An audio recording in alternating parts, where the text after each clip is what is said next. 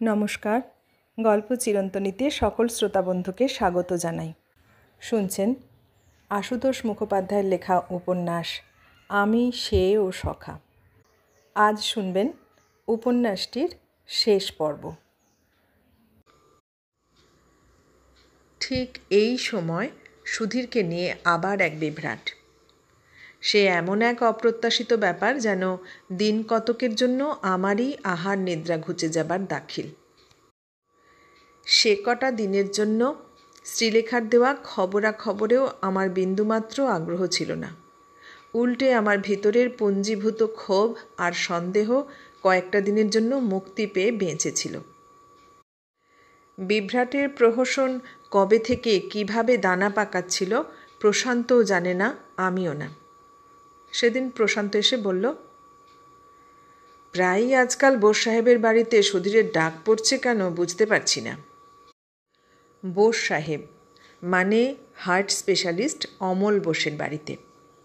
সেই ব্যাপারের পর থেকে সুধীরের সঙ্গে মৈত্রেয়ী বোসের অন্তত মুখ দেখা দেখি বন্ধ।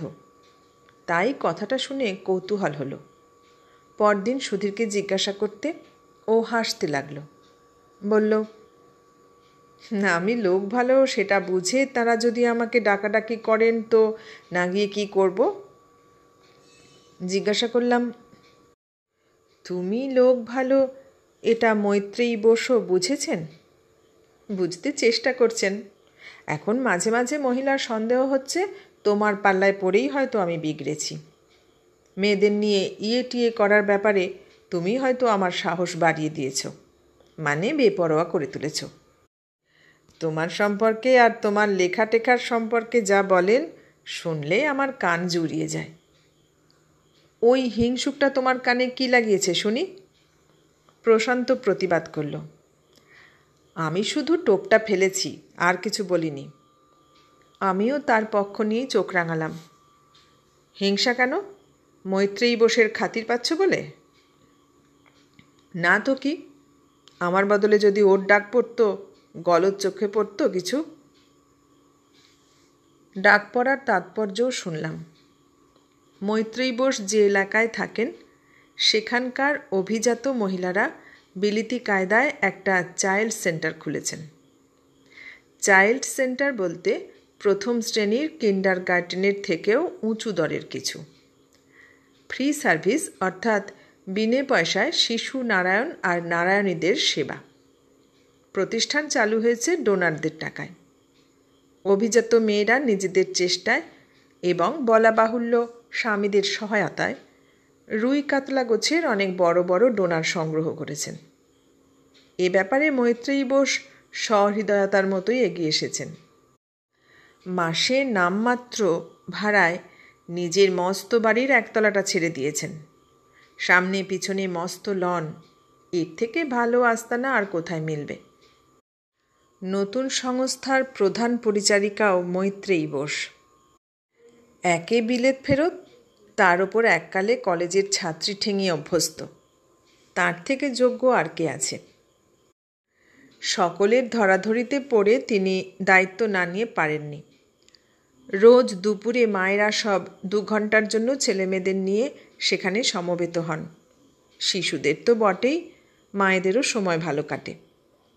এহেন সংস্থায় শিশু স্বাস্থ্য সম্পর্কে অভিজ্ঞ একজন চিকিৎসক না থাকলেই নয়। সপ্তাহে 2 দিন অন্তত ছেলেমেয়েদের স্বাস্থ্য পরীক্ষা হওয়া দরকার। এদিক থেকে যত রাগই থাক, মৈত্রেয়ী বোস নিরপেক্ষ পরিচালিকা। তাঁর বিবেচনায় এ ব্যাপারে যোগ্যতম ব্যক্তি সুধীর দত্ত, এটা স্বীকার করেই তাকে ডেকে নেওয়া হয়েছে। সুধীরের ধারণা এই কারণেই প্রশান্তের হিংসা। আমি জিজ্ঞাসা করলাম, শিশুরা তো আসে শুনলাম দুপুরে, তোমার রাত্রিরে ডাক পড়ে কেন? ও জবাব দিল, পরামর্শের জন্য। দুপুরে পরামর্শের ফুরসত মেলে না জমে? এর দিন কয়েক বাদে সুধীর নিখোঁজ হঠাৎ। পরপর 5-6 দিন দেখা নেই ওর। প্রশান্তও ভেবে পেল না কি হতে পারে। সম্ভব অসম্ভব সব জায়গায় খোঁজ নিল। ডক্টর বোসের ওখানে খবর নেওয়া হয়েছে কিনা জিজ্ঞাসা করতে প্রশান্ত জানালো সেখান থেকেই তো উল্টে ওর খোঁজে টেলিফোন আসছে। আজ আমার সঙ্গেই মিসেস বোসের টেলিফোনে কথা হলো। বেশ রাগ রাগ ভাব। বললেন, কতগুলো বাচ্চার স্বাস্থ্যের ভার নিয়ে এরকম দায়িত্বজ্ঞান শূন্যের মতো হুট করে কোথায় চলে যাওয়ার কি মানে হয়? এসব লোকে লাইসেন্স বাতিল করে দেওয়া উচিত। সত্যিকারের দুর্ভাবনার মধ্যে দিন কাটাচ্ছিলাম। 7 দিনের মাথায় নার্সিংহোম থেকে ফিরে হাসি হাসি মুখে প্রশান্ত জানালো সুধীর ফিরেছে। আমি উদ্গ্রীব মুখে জিজ্ঞাসা করলাম, কোথায় গেছিল? ও বলে হরিদ্বারে। আমার ধারণা কলকাতাতেই কোথাও গা ঢাকা দিয়েছিল। কিছু একটা ব্যাপার ঘটেছে, ভুল নেই, কিন্তু আমার মাথায় কিছু ঢুকছে না। ও এলো না যে বড়। মিটিমিটি হেসে প্রশান্ত জবাব দিল, তোমার জিরার পাল্লায় পড়তে চায় না বোধ হয়। তুমি হাসছো কেন? কি হয়েছে বলতে পারছো না? প্রশান্তর মুখেও এবারে কাব্য ঝরল। আমার দিকে চেয়ে টেনে টেনে বলল, রমণীর মন কে বা জানে। আমার মনে হয় প্রণয় ঘটিত ব্যাপার, আর তার সঙ্গে শ্রীমতী মৈত্রেয়ী বোস জড়িত। আমি তাজ্জব। শোনার পরেও বিশ্বাস হলো না। তক্ষুনি মনে হলো মহিলা ওদের থেকে কম করে 2 বছরের বড়। কিন্তু একবার সে কথা তুলতে সুধীর কী জবাব দিয়েছিল মনে পড়তে তার বললাম না। অসহিষ্ণু আগ্রহে জিজ্ঞাসা করলাম, কি হয়েছে বলো না। কিছু জানি না। জিজ্ঞাসা করতে ও বলল, প্রাণের দায়ে পালিয়েছিলাম, শেষে বাঁচার একটা আসুরিক রাস্তা বার করে ফিরে এসেছি। নার্সিংহোমে কাজের চাপ ছিল, পরে কথা কইব ভেবেছিলাম, হাত খালি হতে দেখি পালিয়েছে। তক্ষুনি সুধীরের ফ্ল্যাটে টেলিফোন করলাম আমি। ওদিক থেকে রিসিভার তুলেই সুধীর জবাব দিল, আমি নেই। তুমি এক্ষুনি আসবে কি না? না, মেয়েদের আর আমি বিশ্বাস করি না। ভালো হবে না বলছি, আসবে কি না? না, অত কৌতূহল ভালো নয়, সেটা দমন করে সংযম শিক্ষা করো। সংযম বার করছি, আমি যাচ্ছি তাহলে। তার মানে আমার সংযম বিনাশের জন্য তুমি আসছো? স্বাগত স্বাগত। বিশ্বামিত্রর থেকেও আমি ভাগ্যবান। ও ছোঁড়াটার হাতে একটা মোয়াটোয়া কিছু দিয়ে এসো। টেলিফোন আছড়ে ফেলতে গিয়েও সামলে নিলাম। শেষে তর্জনের মতো করে জিজ্ঞাসা করলাম, তুমি আসছো না তাহলে? এবারে ও বলল, রাত্রিতে আসবক্ষণ। শ্রীমতীর ত্রাসে করাত ভালো ঘুম হয়নি। দিনের বেলাতেই 3 পেগ চড়িয়ে এখন টেনে ঘুম দেবার তোড়জোড় করছি। ও টেলিফোন ছাড়ার আগেই তাড়াতাড়ি জিজ্ঞাসা করলাম, শ্রীমতীর ত্রাস মানে? মানে শ্রীমতী মৈত্রেয়ী বোসের ত্রাসে। তুমি আমার আদরের প্রেয়সী বলে তোমাকে বললাম, কিন্তু বাইরে যদি ফাঁস হয় তো এই বল্লভকে তোমারও হারাতে হবে বলে দিলাম। ফোন ছেড়ে দিল। রাতে 2 বন্ধুতে একসঙ্গেই এলো। দুজনেই গম্ভীর। এই গাম্ভীর্য কত পলকা এক নজর তাকিয়েই বোঝা গেল। গম্ভীর আমিও। কোনো কথা না তুলে আগে রাতের খাওয়ার পাট চুকিয়ে ফেললাম। কিন্তু সমস্তক্ষণই আমার হাসি পাচ্ছিল। ভিতরের যাতনায় অনেক দিন মন খুলে হাসতে পারিনি। মনের সে গুমোটো কেটে গেছে। খাওয়া দাওয়ার পর ওকে নিয়ে পড়লাম। মুখখানা এমন যেন বদ্ধভূমিতে এসে হাজির। প্রশান্তই প্রসঙ্গের অবতারণার চেষ্টা এগোলো। বলল, মিসেস বোস কড়া রকমের প্রপোজ করেছিল। তুমি থামো। সুধীরের দিকে ফিরলাম। বলো। খানিকক্ষণের ফষ্টিনষ্টির পরে সার ব্যাপারটা আমার মগজে বসে যেতে লাগলো। এত চাইল্ড স্পেশালিস্ট থাকতে মৈত্রেয়ী বোসের চাইল্ড সেন্টারে সুধীরের ডাক পড়তে ওর মনে খটকা লেগেছিল। মৈত্রেয়ী বোসের হাবভাব আচরণ গম্ভীর। সুধীরকে বলেছেন 5 জনের স্বার্থে ডাকা উচিত, তাকেই ডেকেছেন। এর মধ্যে ব্যক্তিগত সম্পর্কের কোনো প্রশ্ন নেই। কিন্তু সুধীর নিঃসংশয় ব্যক্তিগত সম্পর্কটাই সব। সেটা যাচাইয়ের লোভে সাগ্রহেই সংস্থার শিশু স্বাস্থ্যের ভার নিয়েছিল। কটা দিন যেতে সন্ধ্যার পর পরামর্শের জন্য বাড়িতে ডাক পড়তে লাগলো। পরামর্শটা যে অজুহাত মাত্র সেটা বুঝতে দুদিনও লাগেনি। মিসেস বোস ভালো রকম খাওয়া দাওয়ার ব্যবস্থা করতেন। তার হাবভাব আচরণ একটু বেশি মার্জিত আর সংযত। কথা কম বলেন, গম্ভীর চোখে মুখের দিকে চেয়ে থাকেন। সপ্তাহ তিনেক এইভাবে চলেছে। তারপর সুধীর দত্ত একদিন খোলাখুলি বলেছে, হঠাৎ আপনার এত স্নেহের কি করে যোগ্য হয়ে উঠলাম বুঝতে পারছি না। অপলক চোখে মৈত্রেয়ী বোস মুখের দিকে বেশ খানিকক্ষণ চেয়ে থেকে জবাব দিলেন, সেই এক পার্টির রাতে তুমি আমার যা করেছ বোঝা উচিত। তুমি আমার শান্তি নষ্ট করেছ, ঘর নষ্ট করেছ। সুধীরের বরাত জোরে এই সময় ডক্টর বোস বাইরে থেকে রোগী দেখে ফিরলেন। যাবার আগে তাঁর অগোচরে মৈত্রেয়ী বলে দিলেন, কাল এসো। সুধীর বাতাস সাঁতরে তার ফ্ল্যাটে চলে এলো। এই মহিলার উপর তার দীর্ঘকালের জাত ক্রোধ একটা। যখন সুধীরের বয়স মাত্র 18-19 তখন থেকে। সেই রাগের হেতু তখনও পর্যন্ত আমার বা প্রশান্তেরও অজ্ঞাত। সে একটা প্রতিশোধের আনন্দ নিয়েই ঘরে ফিরল। পরদিন গেল না, তারপর দিনও না। টেলিফোন আসবে জানা কথাই এলো। সুধীর জবাব দিল, জরুরি কেসে পরপর 2 দিন ধরে আটকে আছে, সেই সন্ধ্যায় যেতে চেষ্টা করবে। বলা বাহুল্য গেল না। তারপর দিন বিকেলে ফ্ল্যাটে এসেই মৈত্রেয়ী বোস বাইরের ঘরে অপেক্ষা করছেন। বললেন, তোমাকে আমি এই গোছের কাপুরুষ ভাবিনি। তারপর কঠিন মুখ করে জিজ্ঞাসা করেছেন, একটা কথার খোলাখুলি জবাব দাও, চন্দ্রানী রায়কে কতটা ভালোবাসো? সুধীর জবাব দিয়েছে, খুব। তাকে তুমি কোনোদিন পাবে আশা করো? সুধীর বোকা মুখ করে বলেছে, তাকে তো পেয়েই আছি। মৈত্রেয়ী বসে ঠান্ডা গলায় যেন আগুন ঝরছে। আমি কি বলছি তুমি ভালোই বুঝতে পারছো। ঠিক ঠিক জবাব দাও। এবারে ঠিক জবাবই দিয়েছে সুধীর, আর সেই প্রথম তুমি করে বলেছে মৈত্রেয়ীকে। না, তুমি যেভাবে বলছো সেরকম করে পাওয়ার আশা নেই। তাহলে সেদিক থেকে তোমার চোখ ফেরাতে হবে। তুমি শুনে তার ঠোঁটের ফাঁকে সেই প্রথম হাসি উঁকি ঝুঁকি দিয়েছে। আদেশের সুরে বলেছেন, তুমি আর আমি বাইরে কোথাও চলে যাব, সেই ব্যবস্থা করো। বাইরে মানে একেবারে বিদেশে। টাকা কড়ি আমার কিছু আছে, তুমিও যা পারো সংগ্রহ করো। বাইরে তুমি ডাক্তারি করবে, আমিও কিছু করতে পারবো, সেজন্যে ভাবনা নেই।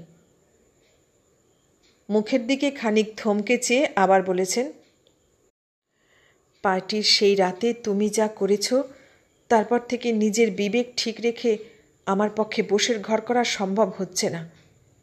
তোমাকে যা বললাম অনেক ভেবে মন স্থির করেই বলেছি। সুধীরের তখন বিগলিত মুখ, কিন্তু ভিতরে ঢিপ ঢিপ। সন্ধ্যায় তার সঙ্গে দেখা করবে বলে কোনো প্রকারে তাকে বিদায় করল। যাবার আগে সুধীরের ধারণা, মৈত্রেয়ী বোস আশা করেছিলেন পার্টির সেই গর্হিত কাজটি সুধীর আবার করবে। কিন্তু ওর তখন খুশির এমনই তুরীয় অবস্থা যে সেসব যেন আর খেয়ালই ছিল না। মৈত্রেয়ী বোস চলে যেতে 8 ঘন্টার মধ্যে সুটকেস গুছিয়ে ঘরে তালা লটকে সুধীর দত্ত নিখোঁজ। দেওঘরের নিরিবিলিতে কাটিয়েছে কটা দিন। কিন্তু এভাবে গা ঢাকা দিয়ে কি আর সুরাহা হবে? শেষে মরিয়া হয়েই চলে এসেছে। এসে মৈত্রেয়ী বোসকে টেলিফোন করেছে। স্পষ্ট করে বলেছে, এ জীবনটা তাকে পূজনীয় মাস্টারমশায়ের অর্থাৎ ডক্টর বোসের স্ত্রী হয়েই কাটিয়ে দিতে হবে। এছাড়া আমার কোনো পথ নেই। সে চাইল্ড সেন্টারের সঙ্গে সম্পর্ক ছেড়ে দিচ্ছে। এরপর ওকে নিয়ে টানাটানি করলে লোক জানাজানি হবে শুধু, আর লোকের হাসির খোরাক জোগানো হবে, তার বেশি আর কিছু ফল হবে না। পার্টির সেই এক রাতের গর্হিত আচরণের জন্য সে ক্ষমা চেয়েছে। এক পুরনো প্রতিশোধের তাড়নায় সে ওই কাজ করেছে। প্রতিশোধটা কোন ছেলেমানুষী ঘটনাপ্রসূত তাও বলেছে। ওধার থেকে মৈত্রেয়ী বোস নির্বাক শ্রোতা। সুধীর দত্ত টেলিফোন রেখে দিয়েছে। নির্বাক শ্রোতা আমরা দুজনও, অর্থাৎ আমি আর প্রশান্ত। আমি ওকেই দেখছি, চোখে পলক পড়ে না। সুধীর হেসে বলল, হাঁ করে চেয়ে আছো কি? মৈত্রী বোসের খুব সম্ভব এখনও বিশ্বাস তোমার আশা ছাড়তে পারিনি বলেই আমি ওকে ত্যাগ করলাম। এসব কথা এমন কান সাওয়া আমার যে কানে ঢোকেও না ভালো করে। যে কৌতূহল এতক্ষণ ধরে আমার মনের তলায় ঘুরঘুর করছিল, সেই প্রসঙ্গে এলাম। জিজ্ঞাসা করলাম, মৈত্রেয়ীর ওপর তোমার পুরনো রাগ আর প্রতিশোধের কথা বললে, ওর বিয়ের আগেও কি তোমাদের জানাশোনা ছিল নাকি? উনি চিনতেন না, আমি ওকে চিনতাম। কীরকম? আমার মতো প্রশান্তও অবাক একটু। তার অন্তত জানার কথা, কিন্তু জানে না। হাসি হাসি মুখেই সুধীর বলে গেল, আমাদের বাড়ির পাশেই ছিল ওর বাপের বাড়ি। আমাদের তুলনায় ঢের বড় অবস্থা। বাবা মৈত্রীকে পড়াতেন। তিনি চোখ বোঝার পর চেষ্টা চরিত্র করে দাদা সে টিউশনিটা পেয়েছিল। আমি যখন স্কুলে উঁচু ক্লাসে পড়ি, তখন লম্বা ছুটি পড়লেই প্রশান্তর বাবা আমাকে কলকাতায় পাঠিয়ে দিতেন। তখনই বোনেদের মুখে শুনেছিলাম দাদা তার ছাত্রীর প্রেমে পড়েছে। আড়ালে গরিবের ঘোড়া রোগ নিয়ে তারা হাসাহাসি করত। আমরা যখন কলকাতায় ডাক্তারি পড়ি, সে সময় দাদার আশা একটু বেড়েছিল। বোকার মতো স্বপ্ন দেখছিল মৈত্রী বড় রকমের একটা আত্মত্যাগ করবে, দাদার জীবনে এসে দাদাকে জীবনযুদ্ধে জয়ী করে তুলবে। ফলে ও বাড়ি থেকে দাদাকে গলা ধাক্কা দিয়ে বার করে দেওয়া হয়েছিল। এর মাস কয়েক বাদে দাদা যখন মারা যায়, তার দিন কতক আগে নিজেই আমাকে ব্যাপারটা বলেছিল। নিজের নির্বুদ্ধিতার কথা বলে দাদা হাসতে চেষ্টা করেছিল, কিন্তু দু চোখে জল টলটল করছিল। দাদাকে কোনোদিন আমি ভালো চোখে না দেখলেও সেই থেকে আমারও একটা ছেলে মানুষই আক্রোশ ছিল মৈত্রীর ওপর। আর দেখাশোনা না হলে অবশ্য ভুলেই যেতাম।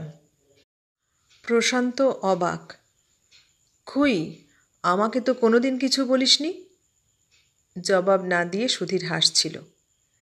সেই প্রথম আমার কেমন মনে হলো, যত বড় ডাক্তারই হোক ও এখন, আর যে মেজাজেই থাকুক সর্বদা, পিছনের একটা স্মৃতির ক্ষত ওর মধ্যে থেকেই গেছে। হঠাৎই আমার মাথায় চাপল, সুধীরের এবারে একটা বিয়ে দেওয়া দরকার। ধরে বেঁধে বিয়ে না দিলে ও সেদিকে মাথায় গলাবে না। এত বয়স হয়ে গেল, রোজগারও অঢেল, বিয়ে আর কবে করবে? তাছাড়া শ্বশুরমশাই বেঁচে থাকলে ওকে নিশ্চয় এভাবে চলতে দিতেন না। তিনি নেই যখন দায়িত্ব তো আমাদেরই। রাতের নিরিবিলিতে কথাটা তুললাম, কিন্তু এদিকে সেরকম একটা উৎসাহ দেখলাম না। ওপাশ ফিরে ঘুমোবার তোড়জোড় করে প্রশান্ত জবাব দিল, আমরা বললেই ও বিয়ে করতে গেল আর কি। জবাবটা নয়, এই গোছের নিষ্পৃহতা আমার ভালো লাগলো না। যদি নার্সিংহোম সম্পর্কে কোনো কথা তুলতাম, বা যদি বলতাম অমুক বিদেশের জার্নালে অমুক আইডিয়াল নার্সিংহোম সম্পর্কে একটা লেখা পড়লাম, শোয়া ছেড়ে উঠেই বসত হয়তো, আর আলো জেলে তক্ষুনি জার্নালের খোঁজ করত। আমি খোঁচা দিতে ছাড়লাম না। সে করুক বা না করুক, আমরা বলছি না কেন? ও পাশ ফিরে উত্তর দিল, আমার ওসব নিয়ে মাথা ঘামানোর সময় আছে? তাছাড়া নার্সিংহোম যেভাবে বাড়ছে এখন, ওরও আপাতত অন্যদিকে মন না গেলেই ভালো। সামান্য কথা, হয়তো বন্ধুর সামনেই ও কথা বলতে পারত, কিন্তু আমার তাইতেই রাগ হয়ে গেল। কেবলই মনে হতে লাগলো, এরকম স্বার্থপরের মতো কথা আর বুঝি হয় না। পরদিন সুধীর আসতে বেশ জোর দিয়ে নিজেই তুললাম কথাটা। বললাম, অনেক কাল নেচে কাটিয়েছ, আর না, এবার বিয়ে করতে হবে। নিজে না পারো, আমি মেয়ে দেখে দিচ্ছি। দুই চক্ষু কপালে তুলে সুধীর বন্ধুর দিকে তাকালো। কি ব্যাপার রে? প্রশান্ত হেসেই জবাব দিল, কাল আমাকে বলছিল তোর স্বভাব চরিত্র নিয়ে কিছু সন্দেহ হয়েছে বোধহয়। সুধীর বলল, স্বভাব চরিত্র আবার নতুন করে কি খারাপ হলো? ঠাট্টায় কান্না দিয়ে আমি ওর দিকেই চোখ রেখে বললাম, তোমার বন্ধু তো নার্সিংহোম নিয়ে এত ব্যস্ত যে এসব দিকে মন দেবার সময় নেই। তাই তোমাকেই জিজ্ঞাসা করছি, তুমি বিয়ে করবে কি করবে না? পলকা গাম্ভীর্যে আমার চোখে চোখ রেখে সুধীর জিজ্ঞাসা করল, আমি বিয়ে না করলে তোমার কিছু অসুবিধা হচ্ছে? হ্যাঁ হচ্ছে। তাহলে লাগিয়ে দাও। প্রশান্ত অল্প অল্প হাসছিল। এবারে বলল, তুই এক কাজ কর সুধীর, আমাদের সেক্রেটারি শ্রীলেখা চ্যাটার্জি তোকে বেশ ভক্তি শ্রদ্ধা করে দেখি। বিয়ের অফারটা তাকেই না হয় দিয়ে ফেল, বেশ ঝকঝকে মেয়ে। সুধীর কিছু বলার আগেই আমি বোকার মতো ঝাঁঝিয়ে উঠলাম, না, ওসব সেক্রেটারি চলবে না। অবশ্য এটুকুতে ওদের মনে কোনো রকম খটকা লাগার কথা নয়, লাগলও না। সুধীর পাল্টা আক্রমণের সুযোগ পেল। তবে কীরকম চলবে? সাহিত্যিক মেয়ে? প্রশান্ত চপল গাম্ভীর্যে সায় দিল, বোধহয়। তুই নিশ্চিন্ত থাকতে পারিস, ওর পছন্দের ওপর যখন নির্ভর, তোর কপালে শিগগিরই বিয়ে জুটছে না। অর্থাৎ সুধীরের জন্য কোনো মেয়ে আমার সহজে পছন্দ হবার নয়। জোর দিয়ে বললাম, জোটে কিনা দেখো, শিগগিরই আমি কাগজে বিজ্ঞাপন দিচ্ছি। হা হা শব্দে হেসে উঠেই যেন সুধীর আমার সংকল্পটা বাতিল করে দিয়েছে। আরও কিছু ঠাট্টা ইয়ার্কির পর বলেছে, আমাকে নিয়ে মাথা ঘামিয়ে লাভ নেই ম্যাডাম, বুঝলে? কথাগুলো আমার ভালো লাগেনি, অথচ মনে হয়েছে এ ধরনের কথা যেন একমাত্র ওর মুখেই সাজে। ভিতরটা দিনকে দিন এমন অসহিষ্ণু হয়ে উঠছে কেন জানি না। আর তার তলায় কি এক অস্বস্তি থিতি আছে। মন দিয়ে সত্যি ভালো কিছু লেখার কথা ভেবেছি, কিন্তু কাগজ কলম নিয়ে বসতেও ইচ্ছা করে না। প্রায় অকারণেই ভিতরটা কীরকম সজাগ সর্বদা। দুপুরে সেদিন শ্রীলেখার টেলিফোন আবার। ওর টেলিফোন মানেই খবর কিছু, যা সব থেকে বেশি অবাঞ্ছিত মনে হয় এখন। ওকে যেন মানুষের আচরণের তলা খুঁড়ে কিট বার করার কাজে লাগানো হয়েছে। এক ধরনের হিংস্র উদ্দীপনা নিয়ে ও তাই করে চলেছে। সেই সব কিট এখন পর্যন্ত শুধু আমাকেই দংশাচ্ছে। আর কিট খুঁজে না পেলেও সর্বদা কিটের ছায়া দেখে শ্রীলেখা। এই কাজ থেকে এখন ওকে বিরত করা যায় কি করে, মাঝে মাঝে এ চিন্তাও মাথায় আসে। হ্যাঁ বলো। আজ আপনার সঙ্গে দেখা না হলেই নয়, খুব খুব জরুরি। এসো। না, আজ আমি যাব না, আপনি আসুন আমার ওখানে। বলতে সময় লাগবে, একটা সাংঘাতিক ব্যাপার ঘটতে চলেছে। আপনি একটু সময় নিয়ে আসুন। সুধীরবাবু আসছেন এদিকে, আমি ছাড়লুম। ছেড়ে দিল। নিজের ওপরই রাগ হচ্ছে আমার। শ্রীলেখা এখন অনায়াসে ওর ওখানে যেতে বলে আমাকে। বলবে না কেন? প্রশ্রয় তো আমিই দিয়েছি। তক্ষুনি ঠিক করে ফেললাম যাব না, থাক ওর জরুরি কথা। কিন্তু বেলা যত বাড়তে লাগলো, ভিতরে তত অস্বস্তি। কি বলবে শ্রীলেখা? সাংঘাতিক ব্যাপার কি ঘটে থাকতে পারে? এমনই ব্যাপার যার মধ্যে একবার নেমে দাঁড়ালে চট করে ফেরাও শক্ত। অস্বস্তি অশান্তির আকার নিতে থাকলো। শেষে বেরিয়ে পড়লাম। এক নেশাগ্রস্ত লোকের কথা পড়েছিলাম। বারবার প্রতিজ্ঞা করত নেশা আর করবে না। এই নিয়ে নিজের সঙ্গে মর্মান্তিকভাবে যুঝত। কিন্তু অভ্যাসের তাড়না শেষে যাতনার আকার নিত যখন, হাল ছেড়ে নেশায় বসে যেত। তখন দ্বিগুণ আনন্দে আর উৎসাহে নেশা করত। একবার ছেলের সংকটজনক অসুখের দরুন দিন কতক নেশায় ছেদ পড়েছিল। যাতনা শুরু হলেই সে বিবেকের চাবুক কষাত। শেষে এক রাতে ছেলের জন্য দরকারি ওষুধ আনতে গিয়ে নেশায় বসে গেল। ফিরল যখন ছেলে নেই। সেই থেকে তার নেশা ছুটে গেল। আমারও ভিতরে ভিতরে একটা হারাবার আতঙ্ক কেন? শ্রীলেখা আগ্রহ আর উত্তেজনায় যে সমাচার শোনালো, আমিও স্তব্ধ খানিক। গল্পের সেই নেশাগ্রস্ত মানুষের মতোই আমারও শুভ অশুভের চিন্তা ঘুচে গেল। নার্সিংহোমে গতকাল সন্ধ্যায় এক নতুন পেশেন্ট এসেছে। তার নাম অনিমা দাস। সুন্দরী নয়, কিন্তু বেশ সুশ্রী মেয়ে। বয়স 21-22। তার কোনো রোগ নেই, সুস্থ তাজা মেয়ে। ছেলেপুলে হবার ব্যাপার নয় কিছু, এসেছে তার উল্টো উদ্দেশ্য নিয়ে। ছেলেপুলে যাতে কোনো দিন না হয় আগে ভাগে সেই ব্যবস্থা করতে। শুনে আমি জিজ্ঞাসা করলাম, রোগ নেই বা অপারেশনের দরকার নেই তুমি জানলে কি করে? জেনেছি। ডক্টর রায় প্রথমে রাজি হননি, শেষে রাজি হয়েছেন। সেই মেয়ের সঙ্গে শ্রীলেখার একটা সকালের মধ্যেই খুব ভাব হয়ে গেছে নাকি। শ্রীলেখার গোড়া থেকে কেমন সন্দেহ হয়েছিল, তাই সেধে ভাব করেছে। আজও কেউ এই গোছের কোনো অন্যায় ব্যবস্থার জন্য এলে ওর ভিতরে ভিতরে জ্বালাপোড়া শুরু হয়। পুরুষের অবিচারে তার যে সন্তান আলোর মুখ দেখল না, তার কান্না শুনে। শ্রীলেখা এখন তার মনের কথা আমার কাছে কিছুই গোপন করে না। কথা প্রসঙ্গে নিজের অনেক কথাও বলে ফেলে। মেয়েটার সঙ্গে ভাব হতে তার সন্দেহ আরও দানা পাকিয়ে উঠেছে। মোটামুটি লেখাপড়া জানা হলেও অনিমা দাস মেয়েটা একেবারে সরল। ওকে জিজ্ঞাসা করেছিল এ ধরনের অপারেশনে ভয়ের কিছু আছে কিনা। শ্রীলেখা আশ্বাস দিয়েছে কিছু মাত্র না।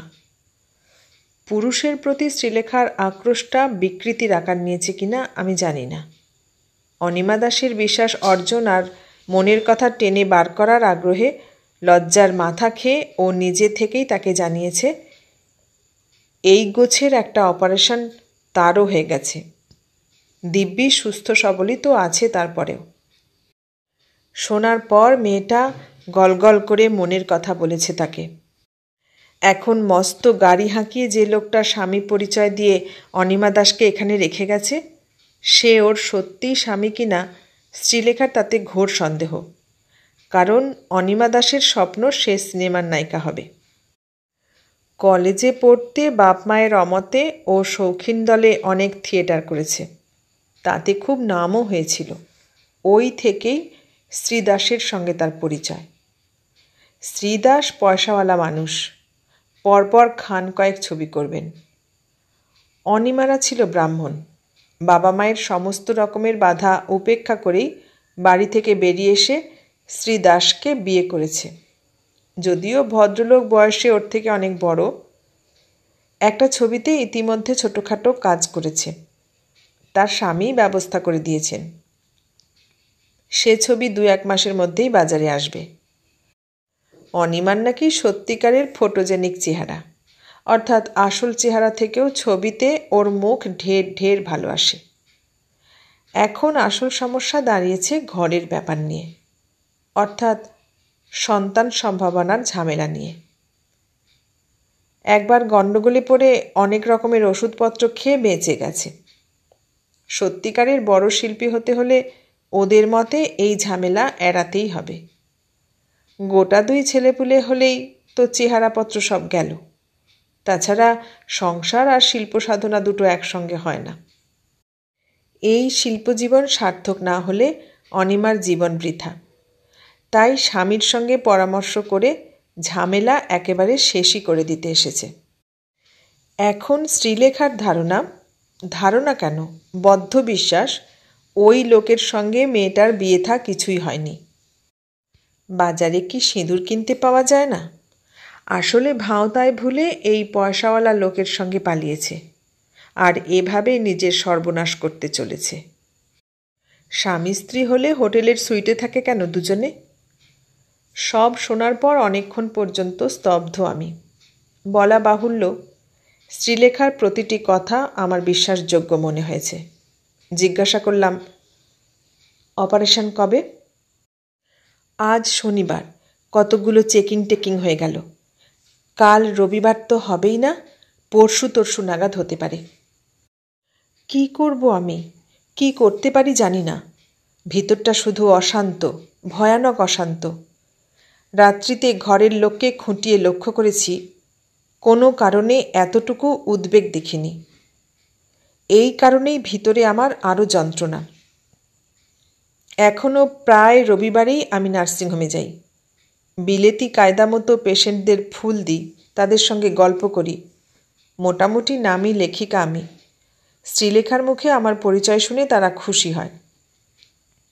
এই রবিবার অর্থাৎ পরদিনও গেলাম, কিন্তু ফুল নিয়ে সেদিন শুধু একটি মাত্র কেবিনেই ঢুকলাম আমি। প্রায় 1.5 ঘন্টা ধরে হাসি মুখে বসে বসে শুধু অনিমার সঙ্গেই গল্প করলাম।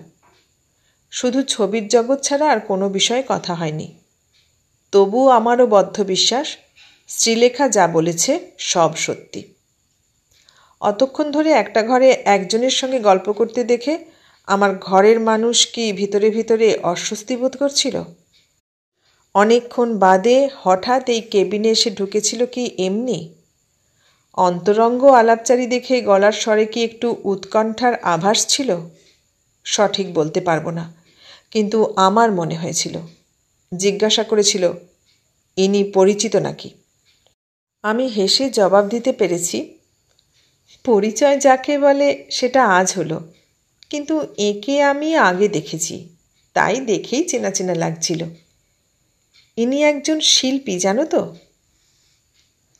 আমি মিছে কথা বলি না, মিথ্যাচারকে ঘৃণা করি, কিন্তু অম্লান বদনেই কথাগুলো বলে ফেলতে পারলাম। প্রশান্ত মাথা নাড়ল, অর্থাৎ জানে। কিন্তু আমি কোথায় দেখলাম বা কী করে জানলাম সেটাই বোধহয় তার বিস্ময়। তবু বিশেষজ্ঞ ডাক্তার আর এখানকার কর্ণধার হিসেবে বেশি কৌতূহল দেখানো সাজে না তার। গম্ভীর জিজ্ঞাসু দৃষ্টিতে চেয়ে রইল। বললাম, মাস কয়েক আগে আমরা 2-3 জন সাহিত্যিক একদিন স্টুডিও দেখতে গেছিলাম। সেদিন এর কি একটা ছবি শুটিং চলছিল। এখানে একে দেখে ঠিক পরিচয় বার করে ফেলেছি। শিগগিরই 2টো বড় ছবিতে নায়িকার রোলে দেখব ওকে, জানো? সামান্য হেসে বিশেষজ্ঞ ডাক্তারের তৎপরতায় চলে গেল। রাত্রিতে 2 বন্ধুকে এ ব্যাপারে একেবারে নির্বিকার দেখে আমার অসহিষ্ণুতা বাড়ছে। বারবার মনে হতে লাগলো, ব্যাপারটা কি এমনই জলভাত এদের কাছে যে এ নিয়ে এতটুকু তাপ উত্তাপ পর্যন্ত নেই? এরকম কাজ তাহলে আরও কত করেছে এরা? শেষে আমিই বললাম, তোমাদের ওই নতুন পেশেন্ট অনিমা দাসের ব্যাপারখানা কি? আলাপ করে মনে হলো যেন কোনোদিন ছেলেপুলে যাতে না হয় সেই ব্যবস্থা করতে এসেছে। সুধীর বলে উঠল, এই খেয়েছে, তুমি আবার এর মধ্যে গলাতে গেছো? আমার ভিতরটা থমথমে হয়েই ছিল, বাইরেও তার আঁচ লাগলো। 2 চোখ প্রশান্তর মুখের ওপর স্থির। কাল অনিমা দাসের কি অপারেশন হতে যাচ্ছে? মুখ দেখেই বোঝা গেল এ আলোচনা মনোপুত নয় খুব। নির্লিপ্ত সুরে প্রশান্ত জবাব দিল, তুমি যা ভেবেছ তাই। মেয়েটার মাথায় ঢুকেছে ছেলেপুলে হতে থাকলে জীবনে আর বড় আর্টিস্ট হওয়া হবে না। ওর স্বামী বেচারা অতিষ্ঠ হয়ে শেষে অপারেশনে মত দিয়েছে। কঠিন সুরে আমি আবার জিজ্ঞাসা করলাম, ওর স্বামী সত্যি কথা বলেছে তুমি জানলে কি করে? বিরক্ত মুখে জবাব দিল, সত্যি না হলে দুজনে একসঙ্গে এই উদ্দেশ্য নিয়ে আসবে কেন? সত্যি হলেও আইনত তোমরা এই কাজ করতে পারো? মেডিকেল গ্রাউন্ডে পারি। এটা মেডিকেল গ্রাউন্ড? সুধীর দত্তর ফুর্তি উপচে উঠল। সে বলে উঠল, ব্রেভো প্রশান্ত, চল, সব ছেড়ে ছুড়ে আমরা কোথাও গিয়ে একটা আশ্রম খুলে বসি। রাগত মুখে আমি শাসিয়ে উঠলাম, ইয়ার কি নয়। আমি বলে দিলাম, এরকম জঘন্য কাজ তোমরা করতে পারবে না। তারপরেই স্তব্ধ আমি। প্রশান্তর এই গোছে রাগও আর দেখিনি, এরকম কর্কশ কণ্ঠস্বরও আর শুনিনি।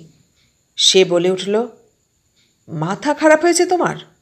রোগী ভর্তি করেছি, টাকা নিয়েছি, এসব বাজে চিন্তা নিয়ে তোমাকে মাথা ঘামাতে কে বলেছে? এরকম বেশি বেশি বোঝো যদি, আর তোমার নার্সিংহোমে গিয়ে দরকার নেই। ব্যাপারটা এমন তপ্ত হয়ে উঠছে দেখেই সুধীর দত্ত হাসি মুখে সামাল দিতে চেষ্টা করল। বলল, তোমার সাহিত্যের বাইরের দুনিয়াটা অন্যরকম ম্যাডাম।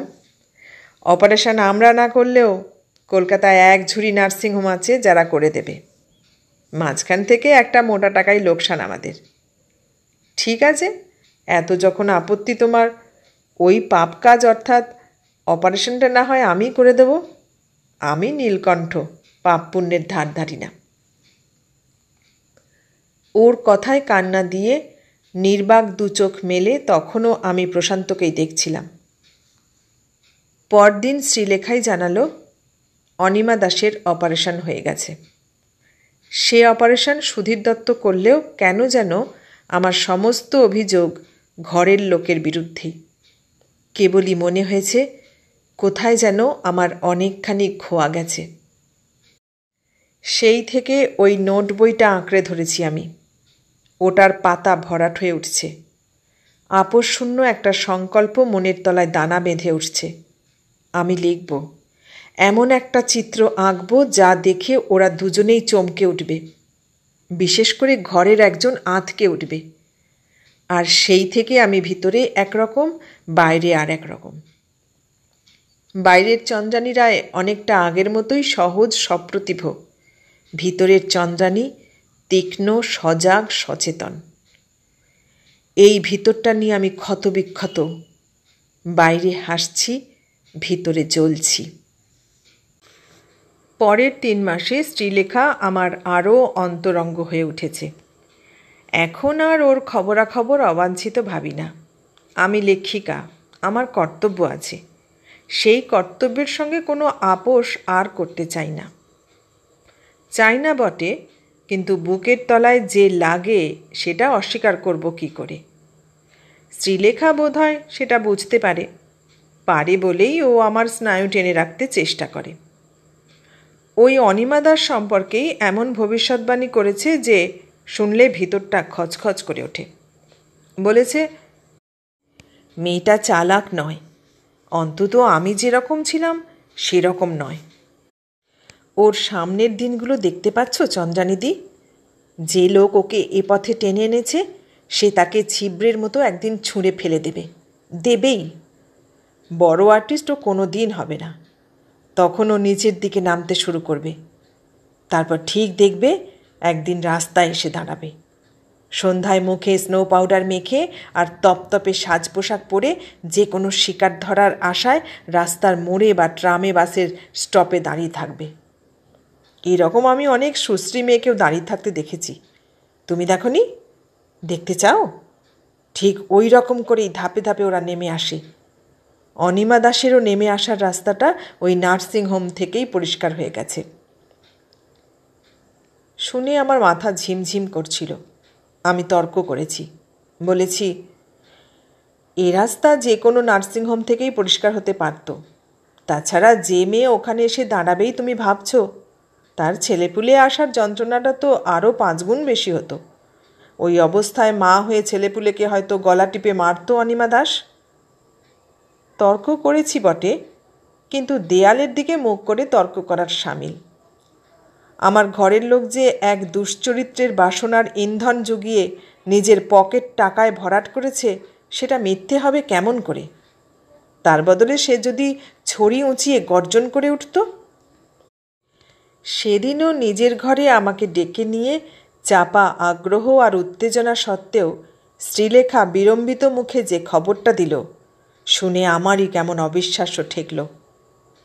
সত্যিকারের এক রূপসী পেশেন্টের যাতায়াত শুরু হয়েছে নার্সিংহোমে। অবাঙালি মেয়ে, নাম ললিতা সরদেশাই, বম্বের মেয়ে। টকবক করে কথা বলে আর সুন্দর হাসে। বছর 24-25 হবে বয়স। শ্রীলেখার ভাষায় মেয়েটা যেমন সুন্দর দেখতে, তার স্বামীটা আবার তেমনি হোঁতকা কুৎসিত, মোটা সোটা বেঁটে খাটো। অমন মেয়ের সঙ্গে এমন লোকের বিয়ে হতে পারে ভাবাই যায় না। লোকটা মস্ত ব্যবসায়ী আর মস্ত বড়লোক বলেই বিয়েটা হয়েছে হয়তো। মেয়েটা অর্থাৎ ললিতা সরদেশাই হাসপাতালে ভর্তি হয়নি এখনও। প্রথম দিন তার স্বামী সঙ্গে করে দেখিয়ে নিয়ে গেছিল। এখন একলাই আসে, প্রায়ই দেখিয়ে যায়। অনেক রকম পরীক্ষা নিরীক্ষার ব্যাপার আছে। পরে খুব সম্ভব নার্সিংহোমে ভর্তি হবে। তারও আপাতদৃষ্টিতে রোগ কিছু নেই, কিন্তু বিয়ের 5 বছরের মধ্যে ছেলেপুলে হলো না। তার স্বামীর স্টেটমেন্টে স্ত্রীটি নাকি সন্তানের জন্য পাগল। আগেও অন্য ডাক্তার দেখানো হয়েছে। নাম ডাক শুনে এবারে এই নার্সিংহোমে ডাক্তারদের শরণাপন্ন। খুব ভালো করে পরীক্ষা করে দেখা হয়েছে তাকে। DCI কেস, অর্থাৎ একটা ছোটোখাটো অপারেশনের পরে ছেলেপুলে হতে আর বাধা থাকবে না। মিস্টার সরদেশাইকে অবশ্য ছোটোখাটো অপারেশন বলা হয়নি। ওই সব লোকের কাছে অপারেশন মানেই মস্ত ব্যাপার কিছু। ভদ্রলোক কিছুতে স্ত্রীকে নার্সিংহোমে রাখতে রাজি নয়। তার ইচ্ছে যত টাকা খরচ হোক স্ত্রীকে বাড়িতে রেখে অপারেশন হোক। এ পর্যন্ত সমাচার শোনানোর পরেই বিব্রত মুখ শ্রীলেখার। কিন্তু ওর মানসিক অবস্থা আবার এমন যে যত অপ্রিয় হোক শেষ পর্যন্ত না বলে পারবে না। বলল, ইদানিং 2 ডাক্তারের সঙ্গেই খুব ভাব ললিতা সরদেশাইয়ের। গোড়ায় গোড়ায় ভাবটা খুব বেশি ছিল ডক্টর রায়ের সঙ্গেই। যখন তখন এসে তার ঘরে ঢুকত, অনেকক্ষণ ধরে কথাবার্তা কয়ে গল্প সল্প করে ঘর থেকে বেরুত। যখন তখন কল দিয়ে তাকে বাড়িতে ডেকে পাঠাতো। কিন্তু দিন কয়েক ধরে দেখছে মেয়েটা ডক্টর দত্তর কাছে বেশি আসছে, আর প্রায়ই তাকে বাড়িতে কল দিচ্ছে। শ্রীলেখার ধারণা এই জন্যে ডক্টর রায় ডক্টর দত্তর ওপর ভিতরে ভিতরে অসন্তুষ্ট একটু। শোনা মাত্র রাগে দুকান ঝাঁঝা করে উঠল আমার। অপলক চোখে শ্রীলেখার দিকে চেয়ে রইলাম খানিক। ঠিক তক্ষুনি কেন যেন বন্ধুর উদ্দেশ্যে প্রশান্তর একটা ঠাট্টা আমার মনে পড়ল। বলেছিল, আমাদের সেক্রেটারি শ্রীলেখা চ্যাটার্জি তোকে বেশ ভক্তি শ্রদ্ধা করে দেখি, বিয়ের অফারটা তাকেই না হয় দিয়ে ফেল। শোনা মাত্র সম্ভব অসম্ভব চিন্তা করার আগেই ভিতরটা বিমুখ হয়ে উঠেছিল আমার। শ্রীলেখার ভক্তি শ্রদ্ধা করার ব্যাপার নিয়ে মাথা ঘামায়নি। তার জীবনের অতীত অধ্যায় জানা ছিল বলেই ওই ঠাট্টার প্রসঙ্গ আমি বরদাস্ত করিনি। চেয়ে আছি ওর দিকে। মগজে চিন্তার দ্রুত ছাপ পড়ছে একটা। মনে হলো ওর বিকৃত মন আর চোখ দিয়ে ডক্টর রায়ের সঙ্গে ও ললিতা সরদেশাইয়ের বেশি ভাব দেখেছে ততদিন ও চুপ করে থেকে মজা দেখেছে আর ছুরি সানিয়েছে। সময় হলে নির্দ্বিধায় সেই অস্ত্র সে আমার হাতে তুলে দেবার প্রতীক্ষায় থেকেছে। কিন্তু এখন ওই ললিতা মেয়েটার সঙ্গে সুধীরের বেশি ঘনিষ্ঠতা কল্পনা করেই ও আর ধৈর্য ধরে রাখতে পারেনি। দুজনকেই জড়িয়ে ওর মনের বিষ উগড়ে দেবার জন্য আমাকে ডেকেছে। জিজ্ঞাসা করলাম, তা আসল সমস্যাটা কি? ওই মেয়েটা ডক্টর দত্তের কাছে বেশি আসছে আর তাকে বাড়িতে কল দিচ্ছে সেটা, না ডক্টর রায় ডক্টর দত্তর ওপর ভিতরে ভিতরে অসন্তুষ্ট সেটা? আমার মুখের দিকে চেয়ে হোক বা ঠান্ডা হাবভাব দেখে হোক শ্রীলেখা থতমত খেলো একটু। তারপর নিজের উদ্দীপনার জোরেই যেন আমার অবিশ্বাসের ভাবটা দূর করে দিতে চাইল। ডক্টর দত্তকে তো আপনি চেনেন, পদ্ম পাতায় জল, তার জন্যে কে ভাবছে। কিন্তু একটা মেয়েকে নিয়ে দুজনের মধ্যে মন কষাকষি শুরু হলে তো নার্সিংহোমের হয়েই গেল। এই বিতিকিচ্ছিরি ব্যাপারটা কারো কারো চোখে পড়েছে পর্যন্ত। বন্ধুর ব্যাপারে প্রশান্তর বুক ভরা উদারতা আমার যে আজকের দেখা নয়, শ্রীলেখা সেটা জানবে কি করে? তপ্ত কঠিন সুরেই বললাম, স্পর্ধারও একটা সীমা আছে শ্রীলেখা। এরপর কোনো খবর দেবার জন্য আর তুমি আমাকে এভাবে ডেকো না। আর ভালো চাও তো নিজের চিকিৎসা করাও। বাড়ি ফেরার পরেও অনেকক্ষণ পর্যন্ত অস্থিরতা কাটেনি। কান দুটো একেবারে যেন জ্বালিয়ে দিয়েছে শ্রীলেখা। এতটা বাড়াবাড়ি করবার ফলেই মনে হলো ও যেন আমাকেও বিকৃত করে তুলেছিল। উঠে আসার সময় ওর সেই স্তব্ধ মুখ লক্ষ্য করেছি। সব থেকে আপনারজন যাকে ভাবত তার কাছ থেকে এরকম আঘাত যেন সহ্যের অতীত। কিন্তু আশ্চর্য, কটা দিন না যেতে ঘরের লোককে কেমন যেন একটু অশান্ত অসহিষ্ণু মনে হয়েছে আমার। আর সুধীরের আশার মধ্যেও মাঝে মাঝে ছেদ পড়ছে। জিজ্ঞাসা করলে প্রশান্ত জবাব এড়িয়ে যায়, মনে হয় অন্যমনস্কের মতো ভাবেও বোধহয় কিছু। আমার ভিতরটা সত্যিই বিষিয়ে দেয়নি তো শ্রীলেখা? বিকৃত করে দেয়নি তো? মনের ওপর আঁচড় পড়ছে কেন? আগেও তো একেবারে দিন মাস ধরে নিয়মিত আসতো না সুধীর। একাধ দিন ছেদ পড়ে যেতই। আসে যখন, তখন তো এতটুকু ব্যতিক্রম দেখি না ওর মধ্যে। তেমনি হাসি খুশি, তেমনি বেপরোয়া আচরণ। মাথায় সেরকম কিছু চাপলে এখনও আমার বেনি ধরে হিড় হিড় করে টানতে টানতে ঘরের বাইরে নিয়ে আসে। খেতে বসে কত রকম কাণ্ড করে। কিন্তু আমার ভিতরে আঁচড় পড়ছে প্রশান্তকে লক্ষ্য করে। সে যেন বন্ধুর এসব দুরন্তপনা ঠিক আগের মতো উপভোগ করে উঠতে পারে না। কোথায় যেন একটা কৃত্রিমতা দানা বেঁধে উঠেছে। যে চিন্তা ভেতর থেকে ঝেঁটিয়ে দূর করতে চাই, সেটা ক্রমে পেয়ে বসতে থাকলো আমাকে। রূপসী রমণীর কারণে বন্ধু বিচ্ছেদ তো সামান্য ব্যাপার। দুনিয়ার তার থেকে অনেক বড় আগুন জ্বলেছে, অনেক বড় বড় সর্বনাশ হয়ে গেছে। সেরকম কিছু নয় তো? শ্রীলেখার ওপর আমি অবিচার করিনি তো? তক্ষুনি সে চিন্তার সমূলে বাতিল করতে চেয়েছি, বাতিল করেছি। শ্রীলেখার বিকৃতি আমাকেও পেয়ে বসেছে ভেবেছি। পরপর দুদিন সুধীর নিপাত্তা হঠাৎ, আর ঘরের লোক আরও গম্ভীর। স্থির থাকতে না পেরে জিজ্ঞাসা করে বসলাম, সুধীরের ব্যাপার কি বলো তো? কীরকম যেন বদলেছে একটু। ও সাগ্রহে তাকালো আমার দিকে। তুমিও লক্ষ্য করেছ? একটা অগোচরের অনুভূতি বুকের ওপর যেন শব্দ হয়ে বাজতে থাকলো। মাথা নাড়ালাম, লক্ষ্য করেছি। একটু ভেবে ও বলল, ওর জন্যে আমি একটু দুশ্চিন্তায় পড়েছি। মাথার তো ঠিক নেই, কি থেকে কি হয়ে বসে। সেবার তুমি ওর বিয়ের কথা বলেছিলে, ওর বিয়ে করা উচিত। হালকা বোধ করতে চেষ্টা করলাম। আমারই বিকৃতি ছাড়া আর কি। বন্ধু যে ওর কতখানি হৃদয় জোড়া সে কি আমার জানতে বাকি? এ বন্ধুত্ব আজকের নয়, 2 যুগেরও ওপরের।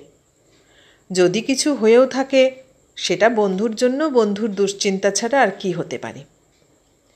সাগ্রহে জিজ্ঞাসা করলাম, কি হয়েছে বলো তো? কোনো মেয়েটের সঙ্গে জড়িয়ে পড়েছে নাকি? মাথা নাড়ল, তাই। পরে বলল, একটি বিবাহিতা মেয়ে, স্বামী মস্ত ইনফ্লুয়েন্সিয়াল লোক, বিপদে না পড়ে। শোনা মাত্র ভিতর থেকে একটা অবিশ্বাস ঠেলে ঠেলে উঠতে চাইল। এ যেন হতে পারে না। তার মুখেই শুনলাম সব। হ্যাঁ, ললিতা সর্দেশাইকে কেন্দ্র করেই একটা নতুন পরিস্থিতির সূচনা। মেয়েটা শুধু রূপসী নয়, বুদ্ধিমতীও। সে সন্তান চায়। তার চিকিৎসার ব্যাপারে 2 বন্ধুর মধ্যে একটু মতবিরোধ হয়েছে। প্রশান্তর ধারণা অপারেশন হলেই ছেলেপুলে হবে। সুধীরের মত তা নয়। গলদ যা কিছু ললিতা সর্দেশাইয়ের স্বামীর, সেজন্যেই ছেলেপুলে হচ্ছে না। ললিতার যেটুকু দোষ সেরকম অনেক মেয়েরই থাকে, আর তাতেও ছেলেপুলে হয়। 2 বন্ধুর মতবিরোধটা বড় কথা নয়, দুজনের যে কারোরই ভুল হতে পারে। কিন্তু আসল মুশকিল হলো, সুধীর তার নিজের মতটা ললিতাকে জানিয়ে বসেছে, আর ললিতা সেটাই ধ্রুব সত্য করে নিয়েছে। এমনিতেই মেয়েটা তার নিজের স্বামীকে খুব একটা পছন্দ করে না, অবশ্য করার মতো লোকও নয়। ইদানিং সুধীরের সঙ্গে মেয়েটার যেরকম মাখামাখি শুরু হয়েছে, প্রশান্ত সেই কারণেই চিন্তিত। বলল, ওর মেলামেশার ধরন তো জানো, ওরকম বেপরোয়া লোকের দিকেই অনেক মেয়ে ঝোঁকে। যাক, এ নিয়ে তুমি সুধীরকে কিছু বলো না যেন। বন্ধুর প্রতি যে টান দেখেছি, দুশ্চিন্তা স্বাভাবিক। কিন্তু আশ্চর্য, মানুষটা সুধীর দত্ত বলেই কি এই শোনার পরে উতলা বোধ করছি না আমি? এটা কি আমার স্বার্থপরতা, নাকি জোরালো বেপরোয়া লোকটার প্রতি কোনো রকম অন্ধবিশ্বাস? দুশ্চিন্তার ভাগ আমাকে দিতে পেরে প্রশান্ত কিছুটা হালকা হতে পেরেছে মনে হলো। এরপর সুধীরকে খানিকটা সময় একলা পাবার সুযোগ খুঁজছিলাম আমি। দিন তিনেক বাদে সুযোগ এলো। সন্ধ্যার দিকে সুধীর নার্সিংহোম থেকে টেলিফোনে জানালো প্রশান্তর ফিরতে রাত হবে, একটা জরুরি কেস দেখতে তাকে হঠাৎ ব্যারাকপুর ছুটতে হয়েছে। খবরটা আমাকে জানাতে বলে সে বেরিয়ে গেছে। এটা নতুন কিছু নয়, মাসের মধ্যে 2-4 বার এরকম হয়ই। শুনে নিয়ে আমি জিজ্ঞাসা করলাম, তা তোমার কাজটা কি? চলে এসো না। ওদিক থেকে ও হেসে ঠাট্টা করল।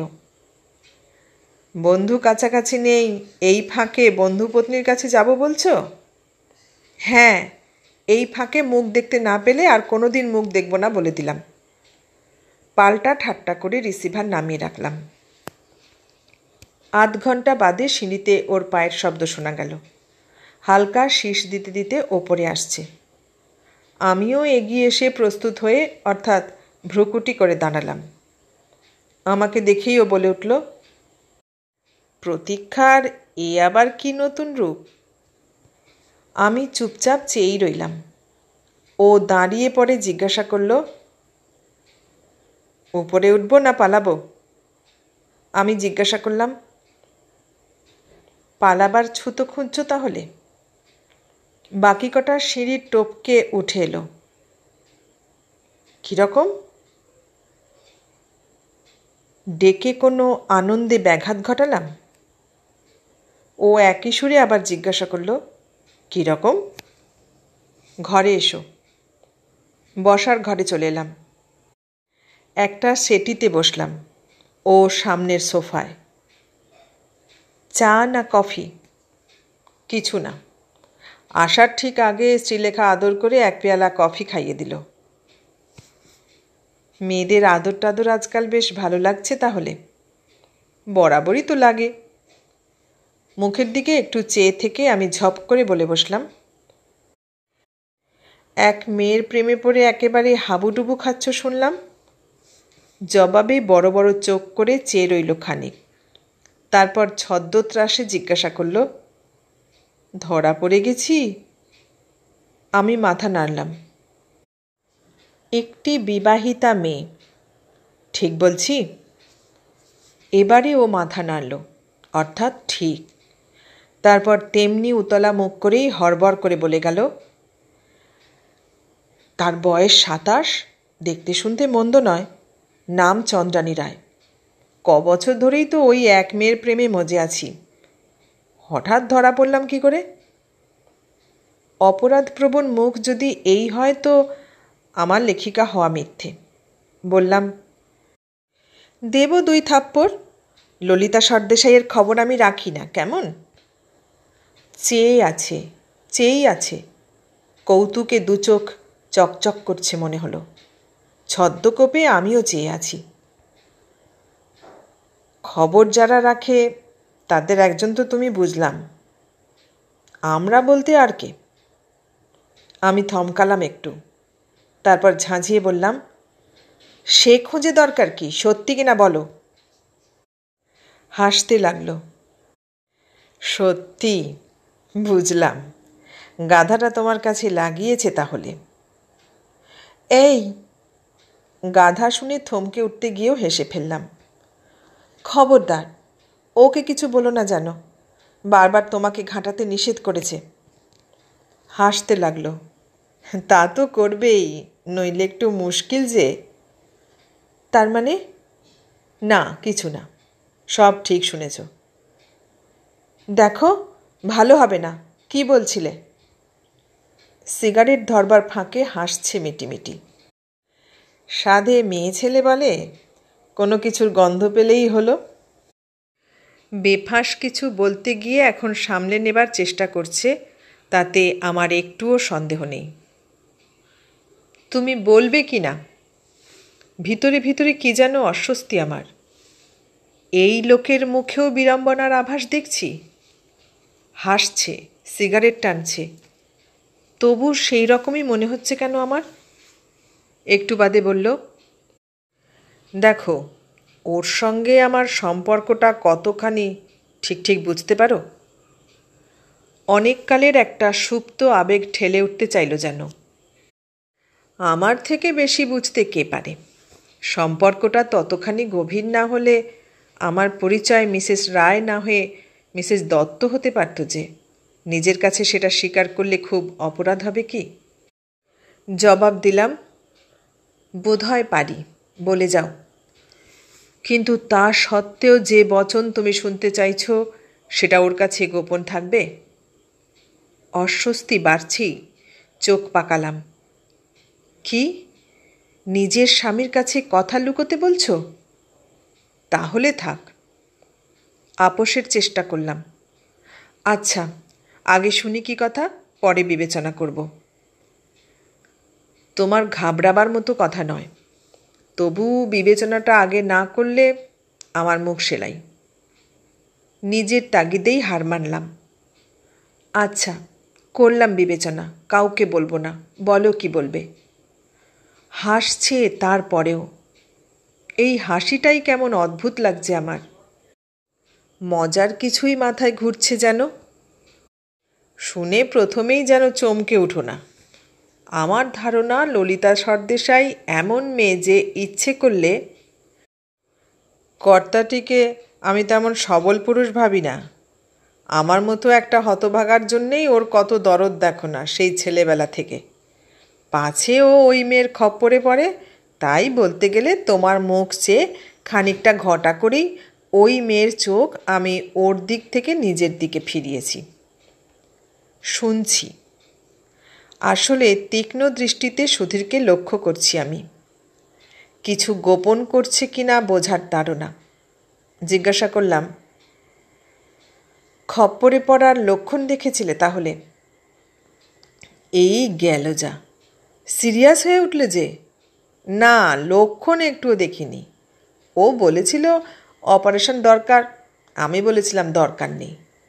এ ভুলটা অবশ্য ওর করার কথা নয়, হয়তো পরে শুধরে নিত। আমি যা বলেছি ললিতা সর্দেশাই বরাবর তাই বিশ্বাস করত। সেই বিশ্বাসের ঝোঁকে সে তোমার ভালো মানুষ স্বামীটির কাঁধে চাপবে, সেরকম কোনো সুযোগই আমি সেই মেয়েকে দিতে চাইনি। তোমার স্বামী রত্নটি নির্দোষ এবং নিষ্কলঙ্ক। তা তোমারই বা মতলব কি? মেয়েটাকে সাহায্য করবে? আহা, সে ভাগ্য কি হবে? বড় খাসা মেয়ে। সাহায্যের আশা দিয়ে সে মেয়েকে কাল বম্বেতে রওনা করে দিয়েছি। সেখানেও ওর স্বামীর ব্যবসা আছে। ও জানে ফাঁক খুঁজে আমিও শিগগিরই বম্বে যাচ্ছি। তারপর প্রেম জমতে আর বাধা কোথায়? যাচ্ছ? মুখখানা বিমর্ষ করে জবাব দিল, ওই যে অসুবিধের কথা বললাম তোমাকে। ভিতরে ভিতরে আমি এক মেয়েরই প্রেমে মজে আছি, তার নাম চন্দ্রানী রায়। বিশ্বাসঘাতকতা করি কি করে? মুখে ও যে কথাই বলুক, ওকে আমি চিনি। এতটা ওর প্রাণের বন্ধুও চেনে কিনা আমার সন্দেহ আছে।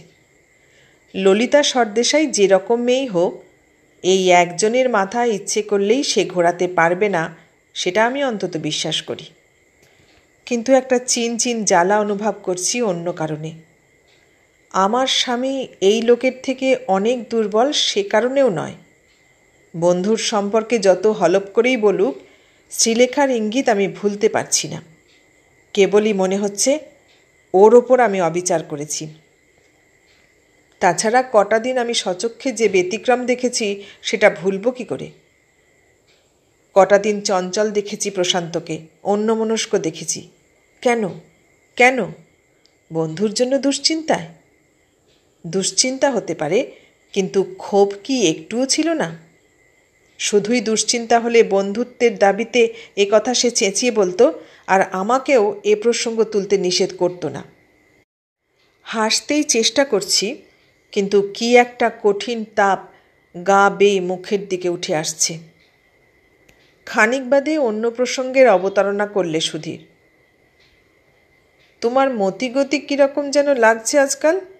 লেখাটেখা ছেড়েই দিলে নাকি? বললাম, না, লিখতে যাচ্ছি শিগগিরই কিছু। কিন্তু সে লেখা তোমাদের পছন্দ হবে না। দু চোখ কপালে তুলে ফেলল। সে কি, নার্সিংহোম নিয়ে? জবাব না দিয়ে চুপ করে রইলাম। কি কাণ্ড! কোনো রকম গণ্ডগোলের ব্যাপার কিছু শুনেছ নাকি? বলে ফেললাম। না শোনার কি, খুব সাদা রাস্তায় চলছ তোমরা। ও ভাবল সেই অনিমা দাসের ঘটনায় এখনও আমি তেতে আছি। হা হা শব্দে হেসে উঠল। বলল, হে দেশের লেখক লেখিকারা সবাই তোমার মতো সেন্টিমেন্টাল নাকি? বাস্তবে কত কি অনায়াসে ঘটে যাচ্ছে সব জানলে তো পাগল হয়ে যাবে দেখি। এবারেও জবাব দিলাম না। মনে হলো এতক্ষণের চিনচিন জ্বালাটা যেন সর্বাঙ্গে ছড়িয়ে পড়ছে। অদূর ভবিষ্যতে কিছু একটা ঘটতে পারে এজন্য মনে মনে হয়তো কিছুটা প্রস্তুত ছিলাম আমি। এমনও মনে হতো ঘটেই যদি কিছু আমি হয়তো বা তার উপলক্ষ হব। কিন্তু সেটা যত মর্মান্তিকই হোক, কোনো রকম ধ্বংসের চিন্তার ঠাঁই আমার মনের ত্রিসীমানাতেও ছিল না। কিন্তু 2 মাস না যেতে তাসের ঘরের মতোই আমার সব কিছু এমন হুড়মুড় করে ভেঙে পড়তে পারে এ কে কল্পনা করেছিল? না, যা ঘটে গেল কেউ তার জন্য প্রস্তুত ছিল না। তার প্রথম পর্বে আমি শুধু নির্বাক বোবা দ্রষ্টা। পরের অধ্যায়ে অবশ্য ধ্বংসের আগুনই আমার মাথায় জ্বলে উঠেছিল। প্রথম ঘণ্টাখানেক পর্যন্ত কিছুই ঠাউর করে উঠতে পারিনি। হঠাৎ টেলিফোন বেজে উঠল। রাত তখন 8টাও নয়। স্বাভাবিকভাবেই লোকটা উঠে টেলিফোন ধরল, সাড়া দিল। আচমকা কালিবর্ণ মুখ। তারপর মনে হলো মানুষটা কাঁপছে থরথর করে। গলা দিয়ে অস্ফুট স্বর নির্গত হলো, কি ভয়ানক কথা! টেলিফোন ছেড়েই তাড়াতাড়ি আবার নম্বর ডায়াল করতে লাগলো। আমি জিজ্ঞাসা করলাম, কি হয়েছে? জবাব দিল না। বিবর্ণ মুখ, উদ্গ্রীব প্রতীক্ষা। তারপরেই বিরক্ত হয়ে শব্দ করে রিসিভারটা নামালো। সঙ্গে সঙ্গে আবার তুলে নিল। নতুন নম্বর ডায়াল করতে লাগলো। আমি জিজ্ঞাসা করলাম, হয়েছে কি? কানে ঢুকলই না। হ্যালো, হ্যাঁ আমি। ডক্টর দত্ত কোথায়? না, বাড়িতে ফোন করেছি, সেখানে নেই। কোথায় কেউ জানে না? রিসিভার রেখে ঘরের মধ্যে পায়চারি করতে লাগলো। কয়েক মুহূর্তের মধ্যে এমন অস্থির বিপন্ন মূর্তি আর বুঝি দেখিনি। এগিয়ে সামনে এসে দাঁড়ালাম। এতবার করে জিজ্ঞেস করছি কি হয়েছে, জবাব দিচ্ছ না কেন? থমকে দাঁড়ালো, মুখের দিকে চেয়ে রইল খানিক। তারপরে এই আক্রোশে ফেটে পড়ল যেন। কি শুনতে চাও? সর্বনাশ হয়েছে, কেউ সর্বনাশ করেছে। আমি যাব, নার্সিংহোমে যাব। আমার জেল হবে, বুঝলে? একটা আচমকা আঘাতে আমি বিমূঢ়। ঠিক শুনছি কিনা জানি না, ঠিক দেখছি কিনা জানি না, সর্বাঙ্গ শিরশির করছে। হঠাৎ কাছে এগিয়ে এলো লোকটা, খুব কাছে। 2 হাত আমার 2 কাঁধের উপর উঠে এলো। হাত দুটো কাঁপছে টের পাচ্ছি, তবু থাবার মতো আঁকড়ে ধরতে চাইল। চাউনিটা যেন আমার মুখ ভেদ করে ভিতরে গিয়ে ঢুকতে চাইছে। সুধীর তোমাকে এর মধ্যে কিছু বলেছে? তার হাবভাব থেকে কখনো কিছু আঁচ করতে পেরেছ? নির্বোধ বিস্ময়ে আমি শুধু চেয়েই আছি তার দিকে। চুপ করে আছো কেন? ও, তোমার তো আমার থেকে ওর ওপর বেশি টান। সেদিন আমাকে সাবধান করছিল, আমাদের শিক্ষা দেবার মতো করে কিছু লেখার জন্য তুমি মাল মশলা সংগ্রহ করছো বোধহয়। সে মাল মশলা তোমাকে কে যোগান দিচ্ছে? সুধীরই বোধহয়। আমারও গা পা কাঁপছে। মাথাটা হঠাৎ ঝিমঝিম করে উঠল। ত্রাসে লোকটা পাগল হয়ে গেল কিনা বুঝতে পারছি না। স্থাণুর মতো দাঁড়িয়ে আছি, চেয়ে আছি। বুঝতে পারছি, এখন একটু একটু সবই বুঝতে পারছি, বুঝলে? অব্যক্ত ক্ষোভে গলার স্বর প্রায় কুৎসিত ঠেকছে। চাউনিও। ললিতা সর্দেশাইয়ের মতো মেয়েকেও হাতের মুঠোয় পেয়ে দূর করে দিল কার টানে বুঝতে পারছি। আমি চলে গেলে আর আমার জেল হলে কার লাভ তাও বুঝতে পারছি। চাপা আর্তনাদের মতো শোনালো শেষের কথা কটা। আমার কাঁধ ছেড়ে দিয়ে সবেগে ঘর থেকে বেরিয়ে গেল। সিঁড়িতে পায়ের শব্দ, নিচে নেমে যাচ্ছে। একটু বাদে মোটর স্টার্টের শব্দও কানে এলো। আমি নিষ্পন্দের মতো দাঁড়িয়ে তেমনি। কতক্ষণ কেটেছে জানি না, হয়তো মিনিট 2-4 মাত্র। সম্বিত ফিরতে প্রথমেই টেলিফোনের দিকে ছুটে গেলাম। রিসিভার তুলে নম্বর ডায়াল করলাম। রিং হচ্ছে, কারো সাড়া নেই। প্রতিটা মুহূর্ত বুকের ওপর হাতুড়ির ঘা মেরে চলেছে। সুধীর ফ্ল্যাটে নেই তাহলে? এবার নার্সিংহোমে ফোন করলাম। মেট্রন সাড়া দিল। সুধীরের খোঁজ করতে জানালো সন্ধ্যের পর ডক্টর রায় আর ডক্টর দত্ত একসঙ্গে নার্সিংহোম থেকে বেরিয়েছিলেন। তার আধ ঘন্টা 3 কোয়ার্টার পরে সেক্রেটারি হয়তো ডক্টর দত্তকে ফোন করেছিল, কারণ তার খানিক বাদে ডক্টর দত্ত আবার এসে মিস শ্রীলেখা চ্যাটার্জিকে গাড়িতে তুলে নিয়ে বেরিয়ে গেছেন। আমি নির্বাক একটু। তারপর জিজ্ঞাসা করলাম, আমার মনে হচ্ছে বড় রকমের কিছু একটা গণ্ডগোল হয়েছে। কি হয়েছে আপনি জানেন? ওদিক থেকে ঠান্ডা গলায় পাল্টা প্রশ্ন। আমি টেলিফোনে ডক্টর রায়কে জানিয়েছি, তিনি কিছু বলেননি। থমকালাম একটু, তারপর জবাব দিলাম, না, তিনি তক্ষুনি ব্যস্ত হয়ে বেরিয়ে গেছেন। কি হয়েছে? একটু বাদে মেট্রনের দ্বিধান্বিত উত্তর এলো, খুব খারাপ খবর। আজ বেলা 3টেয় একটা অপারেশন ছিল। পেশেন্ট অপারেশন টেবিলেই মারা যায়। বেলা 4টে নাগাদ ডেড বডি ডিসচার্জ করা হয়। সন্ধ্যার পর বার্নিংঘাটে নিয়ে যাওয়া হতে সেখানকার কর্তৃপক্ষ ডেড বডি আটকে দিয়েছে। তারা সন্দেহজনক রিপোর্ট পেয়েছে। সেই ডেড বডি এখন পুলিশের মারফত পোস্টমর্টেমে চলে গেছে।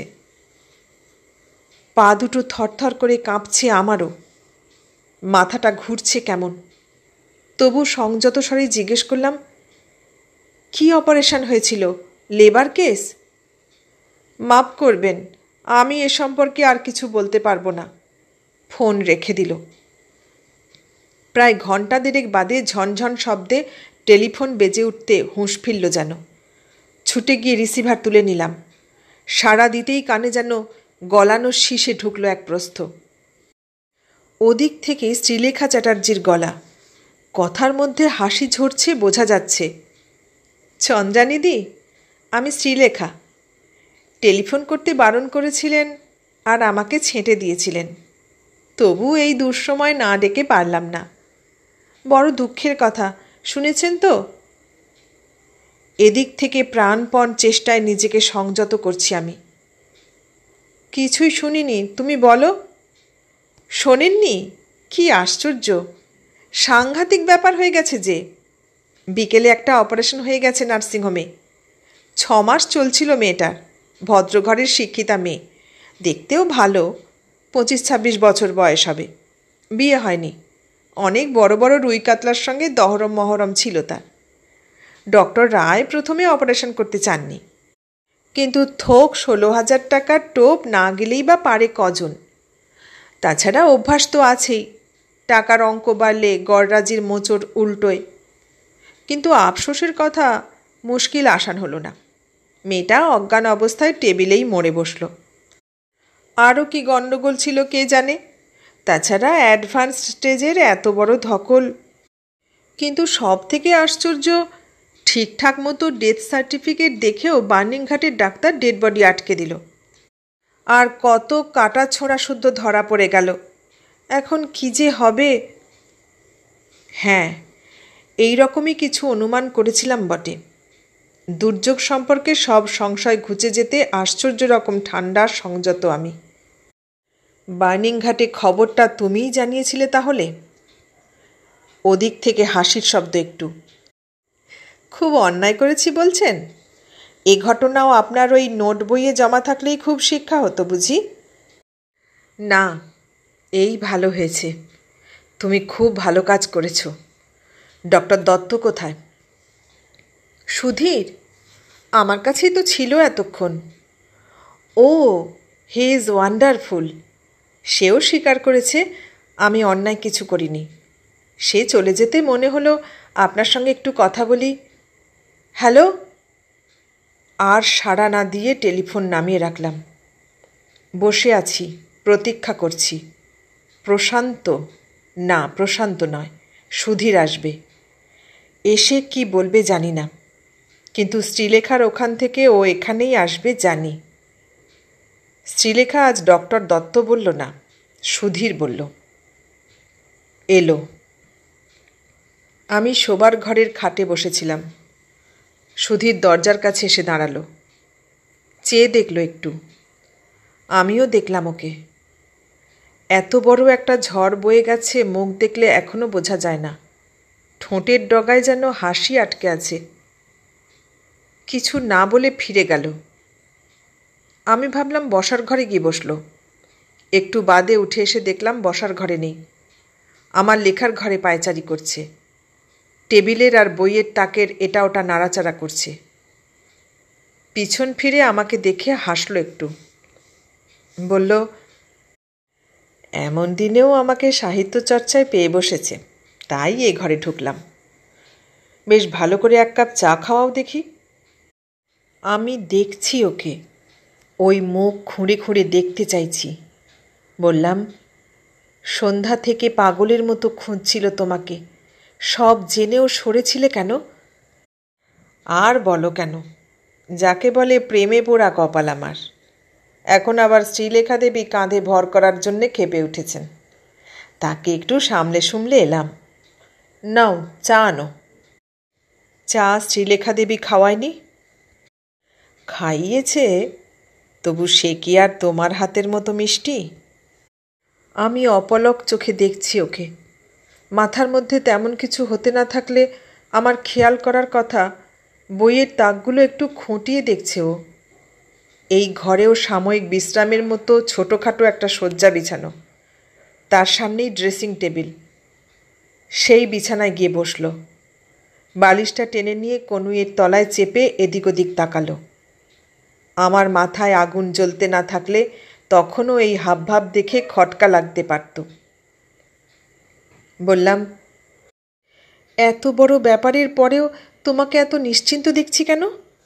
অপারেশনটা তুমি করনি নিজের হাতে বলে? তুমি একেবারে পার পাবে ভেবেছ?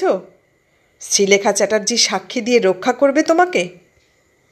জবাব দিল না, শুধু চেয়ে রইল খানিক।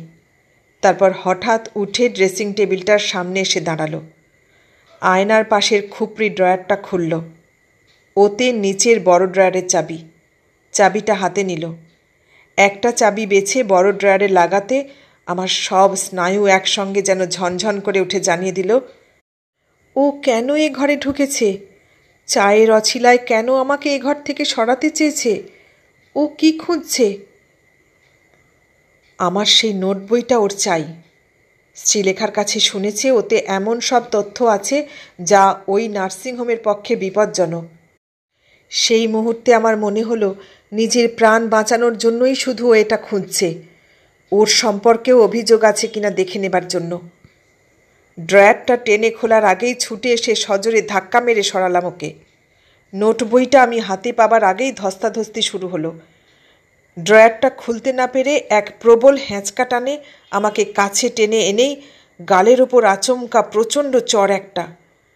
সঙ্গে সঙ্গে চোখে অন্ধকার দেখলাম আমি। সেই অবস্থায় আমাকে টেনে এনে ধূপ করে বিছানার ওপর ফেলল। ড্রেসিং টেবিলের ড্রয়ার খুলে নোট বইটা হাতে নিয়ে একবার ভিতরটা দেখে নিল, তারপর ঝড়ের বেগে বেরিয়ে গেল। আমি নির্বাক দ্রষ্টা, বাহ্যজ্ঞান বিলুপ্ত যেন। একটু বাদে ড্রয়ার খোলা ড্রেসিং টেবিলের সামনে এসে দাঁড়ালাম। যন্ত্রের মতো ড্রয়ারটা ঠেলে বন্ধ করলাম। আয়নায় নিজের দিকে চোখ পড়ল। গালের ওপর 5 আঙুলের দাগ বসে গেছে। টেলিফোন।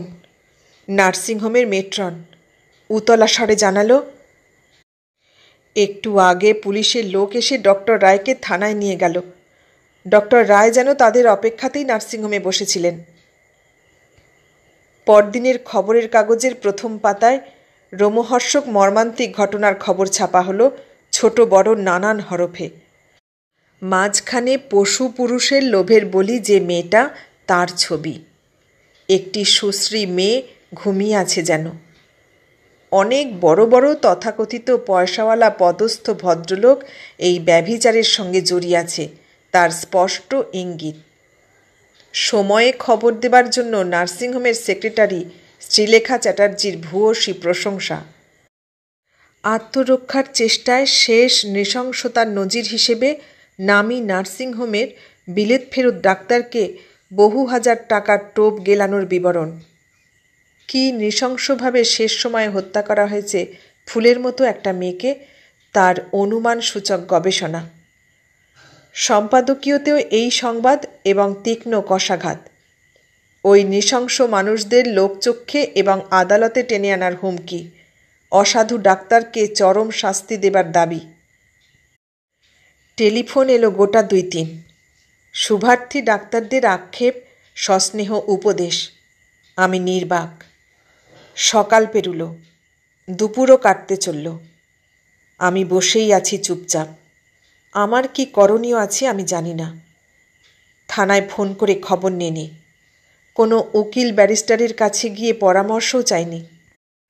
বারবার কেবল একটা কথাই মনে হচ্ছিল, এই শহর ছেড়ে, সভ্যতার এই আলো বাতাস ছেড়ে এমন কোথায় যাওয়া যায় যেখানে কোনো চেনা মুখের সঙ্গে এ জীবনে আর দেখা হবে না? আছে এমন জায়গা? বিষম চমকে উঠলাম। দরজার কাছে দাঁড়িয়ে আছে ও কে? শাড়ির আভাস দেখলাম। আমি মুখ তুলতে সরে দাঁড়ালো। ধর্মর করে উঠে এগিয়ে এলাম। তুমি? নিজের চোখে বিশ্বাস করব কিনা জানি না। সামনে দাঁড়িয়ে শ্রীলেখা চ্যাটার্জি, বিবর্ণ পাণ্ডুর আতঙ্কগ্রস্ত মুখ তার। একদিনের মধ্যে এরকম পরিবর্তন কল্পনা করা শক্ত। কি এক অস্বাভাবিক ভয় যেন ওর দু চোখে জমাট বেঁধে আছে। প্রায় ফিসফিস করে জিজ্ঞাসা করল, ডক্টর সুধীর দত্ত এখানে নেই তো? আমি মাথা নাড়লাম, নেই। একটু ভরসা পেয়ে সামান্য এগিয়ে এলো। বলল, আমি আপনার সব থেকে বেশি ক্ষতি করেছি। কাল যখন ওই মেয়েটার অপারেশন চলছিল, আমি তখন পাগল হয়ে গেছিলাম। কেবল মনে হচ্ছিল সেই একবারের মতো ওরা আমাকেই কাটছে আবার। এমন জঘন্য কাজ করেছে বলে ডক্টর রায়কে আমি এখনও ঘৃণা করি। কিন্তু আপনাকে আমি ভালোবাসি চন্দ্রানিধি, তাই সাবধান করতে এলাম। আপনিও পালিয়ে যান এখান থেকে। ডক্টর দত্তর কাছ থেকে দূরে চলে যান। সে সাংঘাতিক লোক, সে শয়তান। আমার প্রথম থেকেই মনে হয়েছে ও অপ্রকৃতিস্থ। বললাম, ঘরে এসে বসবে? না না, আমি এক্ষুনি যাব। ট্যাক্সি দাঁড়িয়ে আছে, ওতে আমার বেডিং আর সুটকেস আছে। ডক্টর দত্ত আমাকে খুন করতে গিয়েও দয়া করেছে। বলেছে আজকের মধ্যেই কলকাতা ছেড়ে চলে না গেলে কেউ আমাকে রক্ষা করতে পারবে না। আর পুলিশ যদি সাক্ষী দেবার জন্য আমাকে খুঁজে পায়, তাহলে পরে আর আমার মৃতদেহ কোথাও খুঁজে পাবে না। নিখোঁজ হবার জন্য আমাকে সে অনেক টাকা দিয়েছে, নগদ 10,000 টাকা। আমি চলে যাচ্ছি। এ জীবনে আর আপনার সঙ্গে দেখা হবে না, কিন্তু যাবার আগে আপনাকে আমি সাবধান করে যেতে এসেছি। আমি বরাবর জানি ডক্টর দত্ত আপনাকে পছন্দ করে। এখন সে হয়তো আপনাকে হাতের মুঠোয় পুড়তে চাইবে। সময় থাকতে আপনিও পালান চন্দ্রানিধি। শেষ করেই ও সিঁড়ি দিয়ে নিচে ছুটল। আমি হতভম্ব খানিকক্ষণ। মাথার মধ্যে কীরকম যেন জট পাকিয়ে যাচ্ছে। পরিষ্কার করে কিছুই ভাবতে পারছি না। নিজের অগোচরে একটা হাত গালের ওপর উঠে এলো। সুধীরের আঘাতের দাগ মিলিয়েছে হয়তো, অনুভূতিটা আছে। কিছুই ভাবতে পারছি না বটে, তবু মন বলছে এখনও কিছু ঘটতে বাকি, কিছু একটা ঘটবে, ঘটবেই। ঘটল। সন্ধ্যার পর নিঃশব্দ পায়ে যে লোকটা উপরে উঠে এলো তাকে আমি আশা করিনি। প্রশান্ত, আমার স্বামী ডক্টর প্রশান্ত রায়। একদিনে কালিবর্ণ মুখ, গালে খোঁচা খোঁচা দাড়ি, 2 চোখ গর্তে। কাল সমস্ত রাত ঘুমোয়নি দেখেই বোঝা যাচ্ছে। খাওয়াও জোটেনি হয়তো। মুহূর্তের মধ্যে কী যে হলো আমার জানি না। কাছে এগিয়ে এলাম, তীক্ষ্ণ দৃষ্টিতে তাকালাম। গলার স্বরও নরম নয়। তুমি? তোমাকে ছেড়ে দিল? জবাব দিল না, মাথা নাড়ল শুধু, শূন্য দৃষ্টি। একটু বাদে বিড়বিড় করে বলল, সুধীর কি কাণ্ড করেছে আমি তো কিছু বুঝতে পারছি না। ওরা আমাকে ছেড়ে দিল, ভুলের জন্য ক্ষমা চাইল। তুমি কিছু জানো না? আমি কোনো কথাই বলতে পারছি না, চেয়ে আছি শুধু। কি এক অজ্ঞাত আশঙ্কায় শরীরটা আমার নতুন করে কাঁপছে আবার। নিজের ঘরে চলে এলাম। প্রশান্ত বসার ঘরে একটা সোফায় গা ছেড়ে দিয়ে নির্জীবের মতো পড়ে আছে। আমার ও ঘরে যেতে ইচ্ছে করছে না। ছটফটানি বাড়ছেই, আর থাকা গেল না। বসার ঘরে এলাম। যা বললাম নিজের কানেই রুক্ষ ঠেকল। উঠে সুধীরকে টেলিফোন করে জানতে চেষ্টা করবে কি হয়েছে। উঠল, শরীরটাকে টেনে টেনে টেলিফোনের দিকে চলল। এই মূর্তি দেখে আমার মায়া হবার কথা, কিন্তু হচ্ছে না।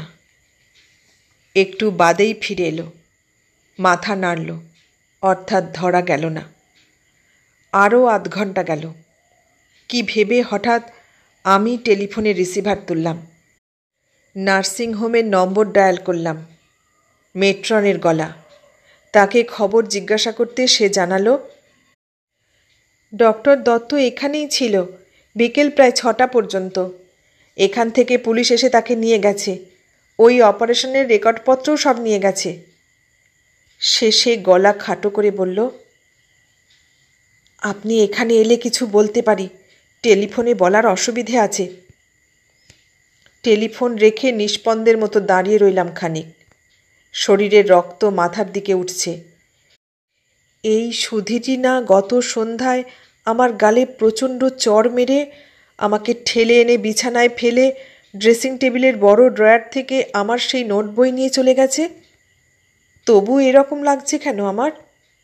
তার অমঙ্গলের আশঙ্কায় বুক দুরুদুরু করছে কেন? শোবার ঘরে ছুটলাম হঠাৎ। 2-3 মিনিটের মধ্যে পরনের শাড়িটা বদলে নিচে নেমে এলাম। সোজা রাস্তায় একটা চলন্ত ট্যাক্সি থামিয়ে উঠে বসলাম।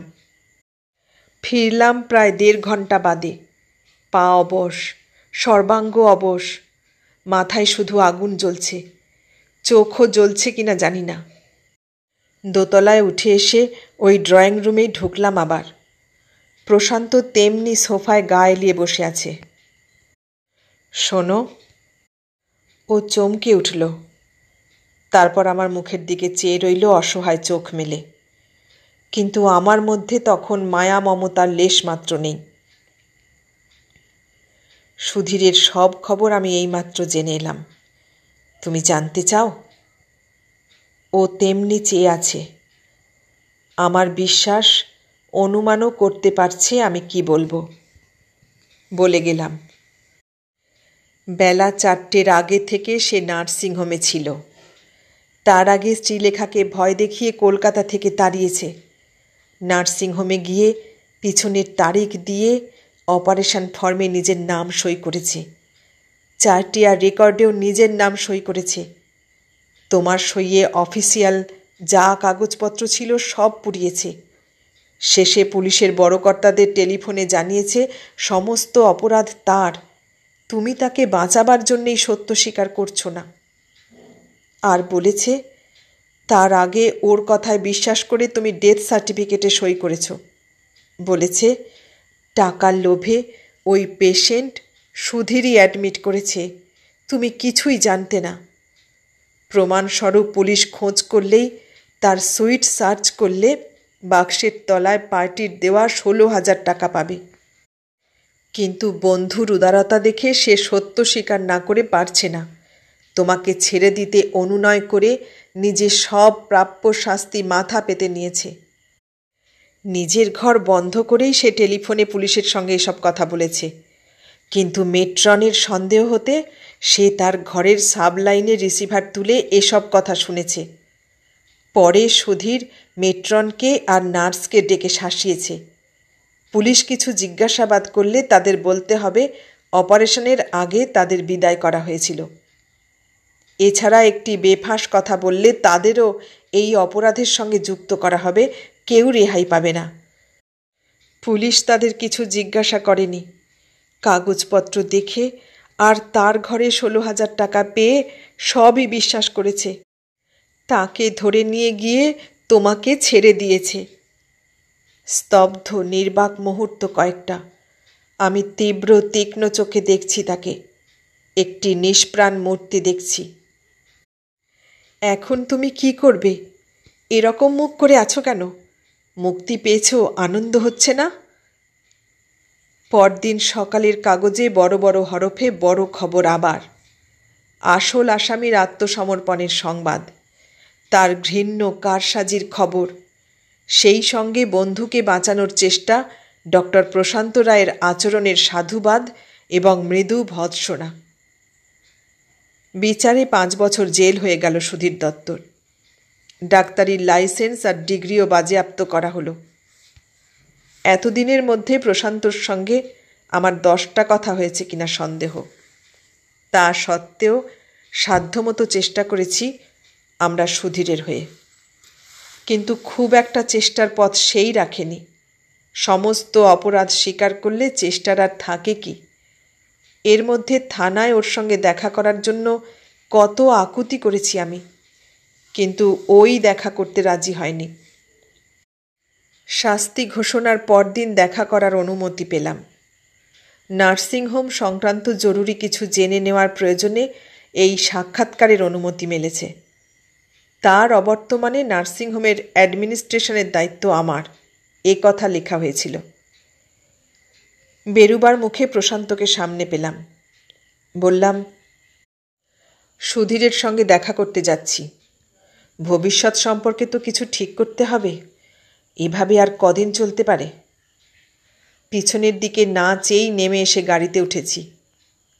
আমি বিশিষ্ট মহিলা। সাক্ষাৎকারের জন্য আলাদা একটা ছোট ঘরই ছেড়ে দেওয়া হয়েছে। ভেবেছিলাম শক্ত থাকব, কঠিন হয়ে থাকব, কিন্তু ও এসে সামনে দাঁড়ানো মাত্র বুকের ভিতরটা যেন ডুকরে কেঁদে উঠল। অতি কষ্টে সংবরণ করতে চেষ্টা করছি নিজেকে। ও সামনে দাঁড়িয়ে, মুখে সেই দুষ্টু দুষ্টু হাসি। বললাম, তুমি বলতে এরা তোমাকে আস্তাকুট থেকে কুড়িয়ে জীবন দিয়েছে। এতদিনে সেই ঋণ শোধ করলে? ও হাসি মুখে মাথা ঝাঁকালো। তাই। বেশ করেছ, কিন্তু আমার কারো কাছে কোনো ঋণ ছিল না। এরপর আমি কি করব? এ কথা বলছো কেন? বলবো না? তুমি তুমি কি ভেবেছ আমাকে? বলতে বলতে স্থান কাল ভুলে এগিয়ে এসে পাগলের মতোই 2 হাতে আঁকড়ে জড়িয়ে ধরলাম ওকে। বলে উঠলাম, বেশ, বলবো না, কিছু বলবো না। দূরে কোথাও গিয়ে 5 বছর আমি তোমার জন্য অপেক্ষা করব। তারপর পৃথিবী শুদ্ধ মানুষ তোমার দিক থেকে মুখ ফিরিয়ে থাকলেও আমি তোমাকে এমনি করে ধরে থাকব, আর কোনো দিন চোখের আড়াল করব না। আমি কাঁদছি, কিন্তু ওর মুখে বেদনার ছায়া দেখছি কেন? ও আর হাসছে না কেন? আস্তে আস্তে নিজেকে ছাড়িয়ে নিল। জিজ্ঞাসা করল, তুমি আমাকে ভালোবাসো? বাসি, বাসি, কত ভালোবাসি আমি নিজেও এতদিন জানতাম না সুধীর। তোমার জন্যে আমি আজ সব করতে পারি, তোমার জন্য আমি মরতেও পারি। ঠিক। মুখের দিকে চেয়ে থাকলাম আমি।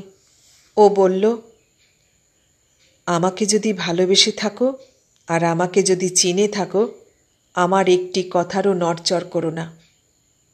5 বছর বাদে আমি তোমাদের দুজনের সংসারে ফিরে আসতে চাই। এখানে থেকো না, প্রশান্তকে নিয়ে দূরে কোথাও চলে যাও। আজ ওর থেকে বড় দুঃখী আর বোধহয় কেউ না। না না সুধীর, শোনো, যে মুহূর্তে তুমি আমার বন্ধুকে ছাড়বে, জেনে রেখো সেই মুহূর্তে তুমি আমাকেও ছেড়েছ। সুধীর, আমি যা বলছি তাই শেষ কথা। ওর বুকের ভেতরটা কত বড় আমিই জানি। সেই জন্যেই বলছিলাম, ওর থেকে বড় দুঃখী আর কেউ না। ওর এই দুঃখকে তুমিও যদি অসম্মান করো, তাহলে আর বাকি থাকলো কি? আমি তোমাকে বলছি, ও আমার থেকে একটুও ছোট নয়। এই যুগের লোভ আমাদের খেয়েছে, ও উপলক্ষ মাত্র। আর এই যুগের লোভটা এমনই যে তোমার মতো মেয়েও সেটা ঠেকাতে পারল না। তুমি ওকে ছাড়ার কথা বলছো? তুমি থাকতে ও এরকম হতে পারল? তোমার দায় নেই? তোমার দোষ নেই? আমি নির্বাক, স্তব্ধ। ও হাসছে আবার, বলল, কথা দিচ্ছি 5 বছর বাদে তোমাদের কাছেই ফিরে যাব, কিন্তু এরকম ঘরে নয়। দুষ্টু হাসি উপচে পড়ছে এবার। আরও ভরাট ঘরে। একটা অন্তত ছেলে বা মেয়ে না থাকলে সেটা কি ঘর? আমি চেয়েই আছি ওর মুখের দিকে, আর ও হাসছে। বলল, আমার বিশ্বাস তুমি পাশে থাকলে তোমার স্বামীরত্নটি এবারে পুরে পুরেই সোনা হয়ে যাবে। সোনা হয়েছে। লজ্জার মাথা খেয়ে স্বীকার করছি, সোনাই হয়েছে। বেলা 1:30 বেজে গেল, প্রশান্তর এখনও দেখা নেই। এই রকম অনিয়ম করে চলেছে। ধমকালে বলে রোগীরা ছাড়ে না, কি করব। কত রোগা হয়ে গেছে আমিই জানি। বেজায় খিদে পেয়েছে আমার, তাই ছেলেটার সঙ্গেই খেলায় মেতেছি। ওকে নেড়ে চেড়ে খুনসুটি করছি। ও একবার হাসছে খিলখিল করে। শেষে একবার ধাক্কা দিয়ে বললাম, না, তোর নাম সুধীর রাখব না। কলকাতার সেই পাগলটা এসে শুনলে ঠাট্টার চোটে আমাকে অস্থির করে মারবে। তার থেকে তুই সুবীর, কাছাকাছি হলো। পায়ের শব্দে ফিরে তাকালাম। বাবু আসছেন এতক্ষণ ঘেমে নে। বড় ব্যাগটা পাশে রেখে বসলো ধূপ করে। আমি উঠে পাখাটা জোরে চালিয়ে দিলাম। তারপর বসে পায়ের জুতো খুলে দিতে লাগলাম। আগে রোজ এই নিয়ে রাগারাগি হতো, কিছুতে জুতোয় হাত দিতে দেবে না। শেষে হার মেনে হাল ছেড়েছে। এখন মনে মনে যে খুশি হয় বুঝতে পারি। জুতো জোড়া সরিয়ে রেখে হাত ধুয়ে এসে দেখি মানুষটার অন্যমনস্ক দুচোখ দেওয়ালের ক্যালেন্ডারের দিকে। বড়সড় একটা নিঃশ্বাসও কানে এলো। আমি বললাম, ও কি? অপ্রস্তুত একটু। হাসতে চেষ্টা করল। না, ভাবছিলাম ওই পাগলটার আসতে এখনও 1.5 বছর দেরি। আমি ধমকের সুরে বলে উঠলাম, তুমি ওঠো তো এখন, প্যান্ট ফ্যান্ট ছেড়ে হাত মুখ ধুয়ে নাও, আমার খিদে পেয়ে গেছে। তারপর নরম করে বললাম, 1.5 বছর দেখতে দেখতে কেটে যাবে। শুনলেন আশুতোষ মুখোপাধ্যায়ের লেখা আমি, সে ও সখা উপন্যাসটির শেষ পর্ব।